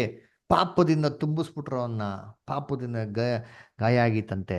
ಅದರ ಗಾಯ ಆಗ್ಬಿಟ್ಟು ಏನಪ್ಪ ಮಾಡಿದ್ರು ಅಂತಂದ್ರೆ, ಅವನಂತ ಇರೋಂಥ ಎಷ್ಟೋ ಮುಖ್ಯವಾಗಿರೋ ವಿಚಾರಗಳನ್ನ ಕಿತ್ಕೊಂಡ್ಬಿಟ್ರು.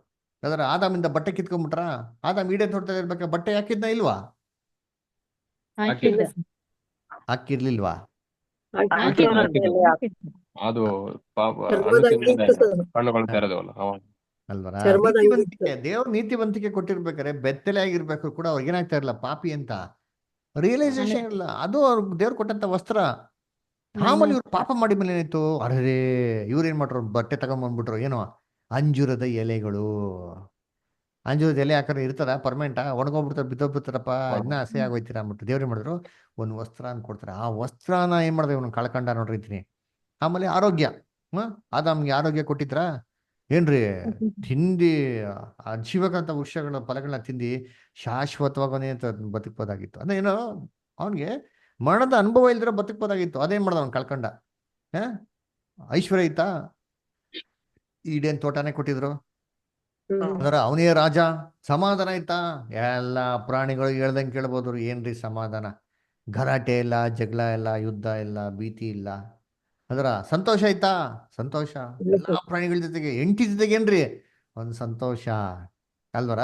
ಆಮೇಲೆ ಖುಷಿ, ದೇವ್ರ ಜೊತೆಗೆ ಅನ್ಯೋನ್ಯತೆ ಅಲ್ವರ. ದೇವತ್ರಕ್ಕೆ ಇವನು ಪ್ರಾರ್ಥನೆ ಮಾಡೋ ದೇವರೇ ಮಾಡೋರು ಪ್ರಾರ್ಥನಾ ಕೇಳೋರು ಅಲ್ವರ. ನಿತ್ಯ ಜೀವ ಕೊಟ್ಟಿದ್ರ ಅಲ್ವರ ನೋಡ್ಬೇಕ್ರೆ ಏನು. ಆಮೇಲೆ ಜೀವಕರವಂತ ವೃಕ್ಷಗಳು ಕೊಟ್ಟಿದ್ರು. ಕರೆಕ್ಟಾ? ಏನು ಆಹಾರಕ್ಕೆ ಬೇಕಂತ ಹಣ್ಣುಗಳು, ಕಣ್ಣಿಗಳಿಗೆ ಚೆನ್ನಾಗಿರೋಂಥ ಹಣ್ಣುಗಳು, ರಾಜ್ಯವನ್ನೇ ಮಾಡಿದ್ರು ಅವ್ರಿಗೆ ಕೊಡ್ತಿದ್ರು. ಎಲ್ಲ ಪ್ರಾಣಿಗಳನ್ನ ನೀನು ದೊರೆತನ ಮಾಡು. ಎಲ್ಲಾ ತರ ಆಶೀರ್ವಾದಗಳು ಪರಿಪೂರ್ಣವಂತ ಮನುಷ್ಯ ಅಂತ ಆದಾಮ್ಗೆ ಏನ್ ಮಾಡಿದ್ರು ಅವ್ನಿಗೆ ಕೊಟ್ಟಿದ್ರು. ಆದ್ರೆ ಇವೆಲ್ಲವನ್ನು ಏನ್ ಮಾಡ್ದ ಅವನು ಕಳ್ಕೊಂಡ. ಕಳ್ಳರು ಬಂದ್ಬಿಟ್ಟು ಇವೆಲ್ಲವನ್ನು ಏನ್ ಮಾಡಿದ್ರು ಲೂಟಿ ಮಾಡ್ಬಿಟ್ರು. ಕರೆಕ್ಟಾ? ಸರಿ, ಆ ಕಳ್ಳ ಇವನು ಹೊಡೆದಾಕ್ಬಿಟ್ಟು ಸಾಯ್ಸಾಕ್ಬಿಟ್ಟ. ಇಲ್ಲ. ಇಲ್ಲ. Of murder. ಸೈತಾನ ಮನುಷ್ಯನ ಸಾಯಿಸ್ಬಿಟ್ಟ. ಇಲ್ಲ ರೀ. ಅರೆಜೀವ. ಅರಜೀವಿ ಅಲ್ಲ ನೋಡಿ. ಇವಾಗ ಅವ್ನು ಸೇತಾನ್ಗೆ ಆದಾಮನ್ ಸಾಯಿಸೋದು ಏನ್ ಲಾಭ? ಆಫ್ ಮರ್ಡರ್ ಮಾಡ್ಬಿಟ್ಟ. ಸಾಯಿಸ್ಬಿಡ ಪೂರ್ತಿ ಅರ್ಧ ಬಿಡು. Of murder. ಆದಾಮು ಏನ್ರಿ ದಿನ ಸತ್ತೋಗ್ಬಿಟ್ನಾ? ಇಲ್ಲ. ಇಲ್ಲ. ಇಲ್ಲ ಸರ್. ಹಿಂದಿನ ದಿನನೇ ಸತ್ತು according to God. According to God ಏನಂತೆ. ಮತ್ತೆ ದೇವ್ರ ಬೈಬಲ್ ಏನ್ ಕೊಟ್ಟ ಅಂದ್ರೆ Adam died at age of 930 years ಅಂತ ಅಲ್ವರ. ಓದಿಂತೀರಿ ಎಲ್ಲಿ? ಆದಿಕಾಂಡದಲ್ಲಿ ಓದಿಂತೀರಿ. ಆದಿಕಾಂಡದಲ್ಲಿ 1000 ವರ್ಷಗಳು ಒಂದು ದಿನಕ್ಕೆ ಸಮ ಅಲ್ವಾ ಬ್ರದರ್? ಹಾ ಓದ್ರಿ. ಆದಿಕಾಂಡ 5:3 ಓದನ. ಹಂಗಾಗಿ ದೇವ್ರ ಪ್ರಕಾರ ಒಂದೇ ದಿನಕ್ಕೆ ಸತ್ತಂಗೆ. ಅವನು ಒಟ್ಟು 930 ವರ್ಷ ಬದುಕಿ ಸತ್ತನು. 930 ವರ್ಷ ಬದುಕಿ ಸತ್ತ. ಇದು ಯಾರು ಕೊಟ್ಟಿರೋದು? ದೇವ್ರು. ಬೈಬಲಲ್ಲಿ ದೇವ್ರ ಕೊಟ್ಟಿದ್ದಾರೆ. ಹಂಗಂದ್ರೆ ದೇವ ದೃಷ್ಟಿ ಸತ್ತೋಗ್ಬಿಟ್ಟ ಅಂತಲ್ಲ ರೀ. ಅವನೇನ್ರಿ ಆತ್ಮಿಕ ರೀತಿಯಲ್ಲಿ ಸತ್ತ ಸರ್. ಒಂದು ದಿನ ಅಂದ್ರೆ ದೇವ್ರಿಗೆ ಏನ್ರಿ ಕ್ರಿಸ್ತನ್ಗೆ ಎಷ್ಟು? 1,000 ವರ್ಷ. ಆ 1000 ವರ್ಷದೊಳಗೆ ಒಂದ್ ದಿನದಲ್ಲಿ ನೀನ್ ದಿನದಲ್ಲಿ ಸಾಯ್ತಾನೆ ನೀವು. ಬೆಳಿಗ್ಗೆ ಯಾರ ಸಾಯಿ, ಸಾಯಂಕಾಲ ಯಾರ ಸಾಯಿ, ಒಟ್ಟ ಒಂದ್ ದಿನದಲ್ಲಿ ಸಾಯಿ. ಆ 1000 ವರ್ಷದೊಳಗಡೆ ಆದಾಮೇನದ ಅವನು ಸತ್ತ. ಅದರ ಅದನ್ನ ನೋಡ್ಬೇಕಾರೆ ಅವನು ಆಕ್ಚುಲ್ ಆಗಿ ಸತ್ತಿದ್ದ 130 years ರೀ. ಅದರ ಅದಕ್ಕೆ ನೋಡ್ಬೇಕಾದ್ರೆ ಟೈಮ್ ತಗೊಂಡ. ಅವನು ಸಂಪೂರ್ಣವಾಗಿ ಸತ್ತಂತೆ ಆಗ್ಲಿಲ್ಲ. ಜೀವ ಐತೆ ನೋಡ್ರಿ ಅವನಲ್ಲಿ ಎಲ್ಲರ. 930 ವರ್ಷ ಆದಾಮ್ಗೆ ಏನ್ ಮಾಡೋದು ಜೀವನಕ್ಕೆ ಅದೇ ಬಿಟ್ರಂತೆ. ಅದಕ್ಕೆ ಸೇತಾನು ಇಮ್ಮಿಡಿಯೇಟ್ ಆಗಿ ಏನ್ ಮಾಡ್ಲಿಲ್ಲ ಅವನಿಗೆ ಸಾಯಿಸಿಲ್ಲ ರೀ. ಅಲ್ರ ಇವತ್ತು ಮನುಷ್ಯ ಏನ್ರಿ ಈ ತರ ವಿಶಾಲವಾದ ಮಾರ್ಗದಲ್ಲಿ ಏನ್ ಮಾಡ್ದ ನಡ್ಕೊಂಡು ಹೋಗ್ತಾ ಇರ್ಬೇಕಾರೆ ಈ ತರ ಎಲ್ಲ ಪೆಟ್ಟು ತಿಂದು, ಈ ತರ ಎಲ್ಲ ಗಾಯ ತಿಂದು, ಈ ತರ ಎಲ್ಲ ನೋವು ವೇದನೆಯಲ್ಲಿ ಅವನು ಏನ್ರಿ ಅರ್ಧಕ್ಕರ್ಧ ಸತ್ತೋಂತರ ಆಗಿದ್ರೆ ಏನಪ್ಪ ಬಂದ? ಮೊದ್ಲು ಫಸ್ಟ್ ಮನುಷ್ಯ ಬಂದಂತ. ಯಾರು ಬಂದಿದ್ದು? ಯಾರು ಬಂದಿದ್ದು ಫಸ್ಟ್? ಎಲ್ಲಿ? ಲೂಕ 10ನೇ ಅಧ್ಯಾಯದಲ್ಲಿ ಬಂದಿದ್ದು ಯಾರು ಮೊದ್ಲು? ದೇವರು ಇಲ್ಲ, ಯೇಸು ಲೂಕ ಸ್ವಾಮಿ. 10ನೇ ಅಧ್ಯಾಯದಲ್ಲಿ ಸಾಮ್ಯದಲ್ಲಿ ನೋಡ್ತಿರಲ್ಲ. ಅವ ಅರ ಜೀವಿ ಯಾಜಕರು, ಯಾಜಕ ಬಂದ ಸರ್. Very good. ಯಾಜಕ. ಆಮೇಲೆ ಲೇವಿ. Correct, very good. ಯಾಜಕ ಬಂದಂತೆ ಅಲ್ವರ. ಯಾಕೆ ಯಾಜಕ ಕೊಟ್ಟವ್ರೆ ಅಂದ್ರೆ ಇದು ಯಾವ್ದಪ್ಪ ಅಂದ್ರೆ ಮೊದಲು ಮನುಷ್ಯನ್ನ ಕಾಪಾಡೋದಕ್ಕೆ ಪ್ರಯತ್ನ ಮಾಡೋದಿಕ್ಕೆ ದೇವ್ರೇನಪ್ಪ ಮಾಡೋದು ಅಂದ್ರೆ ಇಸ್ರೇಲ್ ಜನಗಳ ಮುಖಾಂತರ ನ್ಯಾಯ ಪ್ರಮಾಣನ ಕೊಟ್ರು. ನ್ಯಾಯ ಪ್ರಮಾಣ ಕಳ್ಸಿಕೊಟ್ರು. ನ್ಯಾಯ ಪ್ರಮಾಣ ಮನುಷ್ಯನ ಕಾಪಾಡುವಂತ ನ್ಯಾಯ ಪ್ರಮಾಣ ಅಷ್ಟು ಪವರ್ ಇತ್ರಿ. ಕಾಪಾಡಬಹುದಾಗಿತ್ತು. ಯಾಜಕ ಮನ್ಸು ಮಾಡಿದ್ರೆ ಮನುಷ್ಯನ ಏನ್ ಮಾಡೋಯ್ತು? ಗಾಯ ಎಲ್ಲ ವಾಸಿಪಡಿಸಿ ಅವ್ನ ಗುಣಪಡಿಸಿ ವಾಪಸ್ ಮಾಡೋಯ್ತು. ಅವನು ಅಲ್ಲಿ ಅವ್ನು ಯಾಜಕನ ಕರ್ತವ್ಯ ಪ್ರಕಾರ ಅವನ್ನ ಕಾಪಾಡಬಹುದಾಗಿತ್ತು. ಅದೇ ಕಾಪಾಡಲ್ಲ. ಅಯ್ಯೋ ಇದು ಮುಟ್ರೆ ನಾನು ಹೊಲ್ಸಾಗ್ಬಿಡ್ತೀನಿ ಅಂತ ಅಂದ್ಬಿಟ್ಟು ದೂರಿಂದ ಹೊರ್ಟೋಗ್ಬಿಡ್ತಾನೆ. ಆಯ್ತಾ? ಧರ್ಮಶಾಸ್ತ್ರಕ್ಕೆ ಎಲ್ಲಾ ಪವರ್ ಇತ್ತು.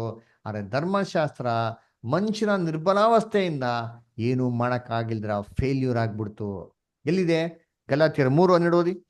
ಗಲಾತ್ಯರ 3ನೇ ಅಧ್ಯಾಯ 12ನೇ ವಾಕ್ಯ. ಆದರೆ ಕರ್ಮ ಮಾರ್ಗಕ್ಕೆ ನಂಬಿಕೆಯು ಆಧಾರವಲ್ಲ, ಅದರ ನೇಮಗಳನ್ನು ಆಚರಿಸಿದವನೇ ಅವುಗಳ ಮೂಲಕ ಬದುಕುವವನು ಎಂದು ಬರೆದದೆ.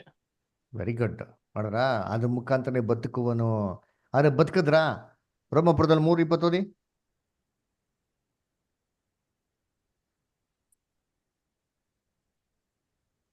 ಯಾಕೆಂದರೆ ಯಾವನಾದರೂ ನೇಮ ನಿಷ್ಠೆಗಳನ್ನು ಅನುಸರಿಸಿ ದೇವರ ಸನ್ನಿಧಿಯಲ್ಲಿ ನೀತಿವಂತನೆಂದು ನಿರ್ಣಯಿಸಲ್ಪಡುವುದಿಲ್ಲ. ಹ್ಮ್. ಧರ್ಮಶಾಸ್ತ್ರದಿಂದ ಪಾಪದ ಅರುಹು ಉಂಟಾಗುತ್ತದಷ್ಟೇ. ಯಾರು ನೀತಿವಂತ ಆಗೋದಕ್ಕೆ ಸಾಧ್ಯ ಇಲ್ಲ. ಅರಿವು ಉಂಟಾಗ್ತಾರೆ ಅಷ್ಟೇ ಹೊರತು ಯಾರು ನೀತಿವಂತ ಆಗೋದಕ್ಕೆ ಸಾಧ್ಯನೇ ಇಲ್ಲ. ಹೀಬ್ರೂ 7:19 ಓದಿ. ಧರ್ಮಶಾಸ್ತ್ರವು ಯಾವುದನ್ನೂ ಸಿದ್ಧಿಗೆ ತಾರದೆ ಇರುವುದರಿಂದ ಹ್ಮ್ ಮೊದಲಿದ್ದ ನಿಯಮವು ನಿರ್ಬಲವಾಗಿಯೂ ನಿಷ್ಪ್ರಯೋಜಕವಾಗಿಯೂ ಇದ್ದು ನೋಡ್ರ ರದ್ದಾಗಿ ಹೋಯಿತು. ರದ್ದಾಗಿ ಹೋಯ್ತು. ನ್ಯಾಯ ಪ್ರಮಾಣ ಯಾವುದೂ ಮಾಡಕ್ಕಾಗಿಲ್ಲ. ಮನುಷ್ಯ ನೋಡ್ದ, ಏನೂ ಮಾಡಕ್ಕಾಗಿಲ್ಲ ಅಲ್ದರ. ಅದಕ್ಕೆ ಏನ್ ಮಾಡ್ತಾನೆ, ಹೊರ್ಟೋಗ್ಬಿಡ್ತಾನೆ ಅವನು. ನ್ಯಾಯ ಪ್ರಮಾಣದಿಂದ ಮನುಷ್ಯನಿಗೆ ಏನೇ ಒಂದು ನಿತ್ಯ ಜೀವ ಬರಕ್ ಚಾನ್ಸ್ ಇದ್ರು ಬರ್ಲಿಲ್ಲ. ನೆಕ್ಸ್ಟ್ ಯಾರು ಬರ್ತಾರೆ? ಆ? ಲೇವಿ ಬರ್ತಾರೆ. ಲೇವಿ ಅಂದ್ರೆ ಯಾರು? ದೇವರು ಆದುಕೊಂಡಂತ ಜನಾಂಗದವರು ಅಲ್ರ. 12 ಗೋತ್ರಗಳಲ್ಲಿ ಲೇವಿ ಗೋತ್ರನೇ ದೇವ್ರು ಏನ್ ಮಾಡ್ತಾರೆ, ಆಯ್ಸ್ಕೊಂತಾರೆ. ಏನಕ್ಕೆ? ದೇವರ ಆಲಯದಲ್ಲಿ ಇವರೇ ಕೆಲಸ ಮಾಡ್ಬೇಕು ಅಂತ. ಕರೆಕ್ಟಾ? ಯಾಕಂದ್ರೆ ಗಾಡ್ಸ್ ಚೂಸನ್ ಪೀಪಲ್.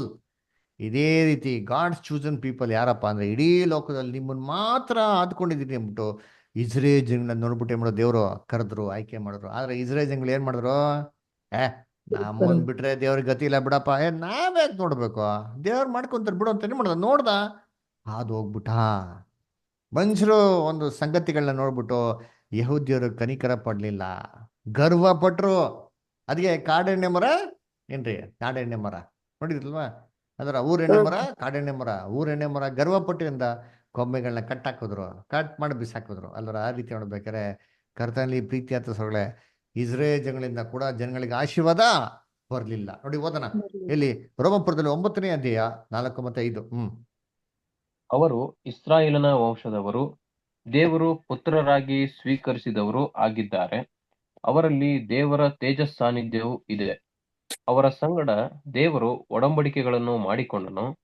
ಅವರಿಗೆ ಧರ್ಮಶಾಸ್ತ್ರವು, ದೇವಾಲಯದಲ್ಲಿ ನಡೆಯುವ ಆರಾಧನೆಯು, ವಾಗ್ದಾನಗಳು ಕೊಡೋಣವಾದವು.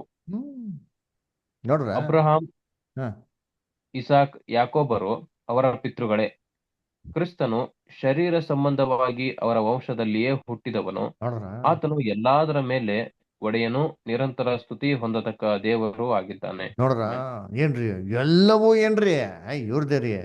ಈ ಲೇವಿಗಳಂತಂದ್ರೆ ಆದುಕೊಂಡ ಜನಾಂಗದವರು, ಅವರ ಎಲ್ಲ ತರ ಆಶೀರ್ವಾದ ಐತಂದ್ರೆ, ಆದ್ರೆ ಏನೂ ಪ್ರಯೋಜನ. ಅದಕ್ಕೆ ರೋಮಾಪುರದಲ್ಲಿ ಹೇಳೋದು, ನೀತಿವಂತರು ಒಬ್ರು ಇಲ್ಲ, ಯಾರು ಇಲ್ಲ ಅಂತ ಕನ್ಕ್ಲೂಷನ್ ಮಾಡ್ಬಿಟ್ರು. ಹಂಗಾರೆ ಯಾರೋ ಮನುಷ್ಯನ ಸಹಾಯ ಮಾಡಕ್ ಆಗ್ತಿರ್ಬೇಕ್ರೆ ಕೊನೆಗೆ ಅದೇ ಮಾರ್ಗದಲ್ಲಿ ಯಾರು ಬರ್ತಾರೆ? ಸಮಾರಿದವನ್ ಬರ್ತಾರೆ. ಸಮಾರಿ ಯಾರು ಅದೇ? ಸಮಾರಿದವನ್ ಯಾರು ಇದು? ಜೀಸಸ್. ಯೇಸು ಸ್ವಾಮಿ ಜೀಸಸ್ ಒಳ್ಳೆ ಕ್ರೈಸ್ಟ್. ಸಮಾನ. ಅದರ ಒಳ್ಳೆ ಸಮಾರ್ಯದವನು. ಇವಾಗ ಜೀಸಸ್ ಕ್ರೈಸ್ಟ್ ಯಹೂದಿನಲ್ವಾ? ಅವ್ರಿಗೂ ಸಮಾರ್ಯಕ್ಕೆ ಏನು ಸಂಬಂಧ? ಆದ್ರೆ ಇಲ್ಲಿ ಅವನು ಕರುಣೆ ತೋರಿಸಿದನಲ್ಲ ಸರ್. ಬೈಬಲ್ ಇದೆಯಾ ಯೇಸು ಕ್ರಿಸ್ತು ಸಮಾರಿದವನು ಅಂತ? ಒಳ್ಳೆ ಎಸ್. ಇಲ್ಲ ಸಮಾನ. ಸರ್. ಒಳ್ಳೆ ಒಳ್ಳೆ ಸಮಾಧಾನ. ಸಮಾನದವನು. ಅಲ್ವರ. ಎಲ್ಲಪ್ಪ ಅಂತಂದ್ರೆ ಏನ್ರಿ, ಓದ ನೋಡಿ ಕೆಲವು ವಾಕ್ಯಗಳು ತುಂಬಾ ಚೆನ್ನಾಗಿದೆ. ಯೋಹಾನ 4:9 ಓದಿ.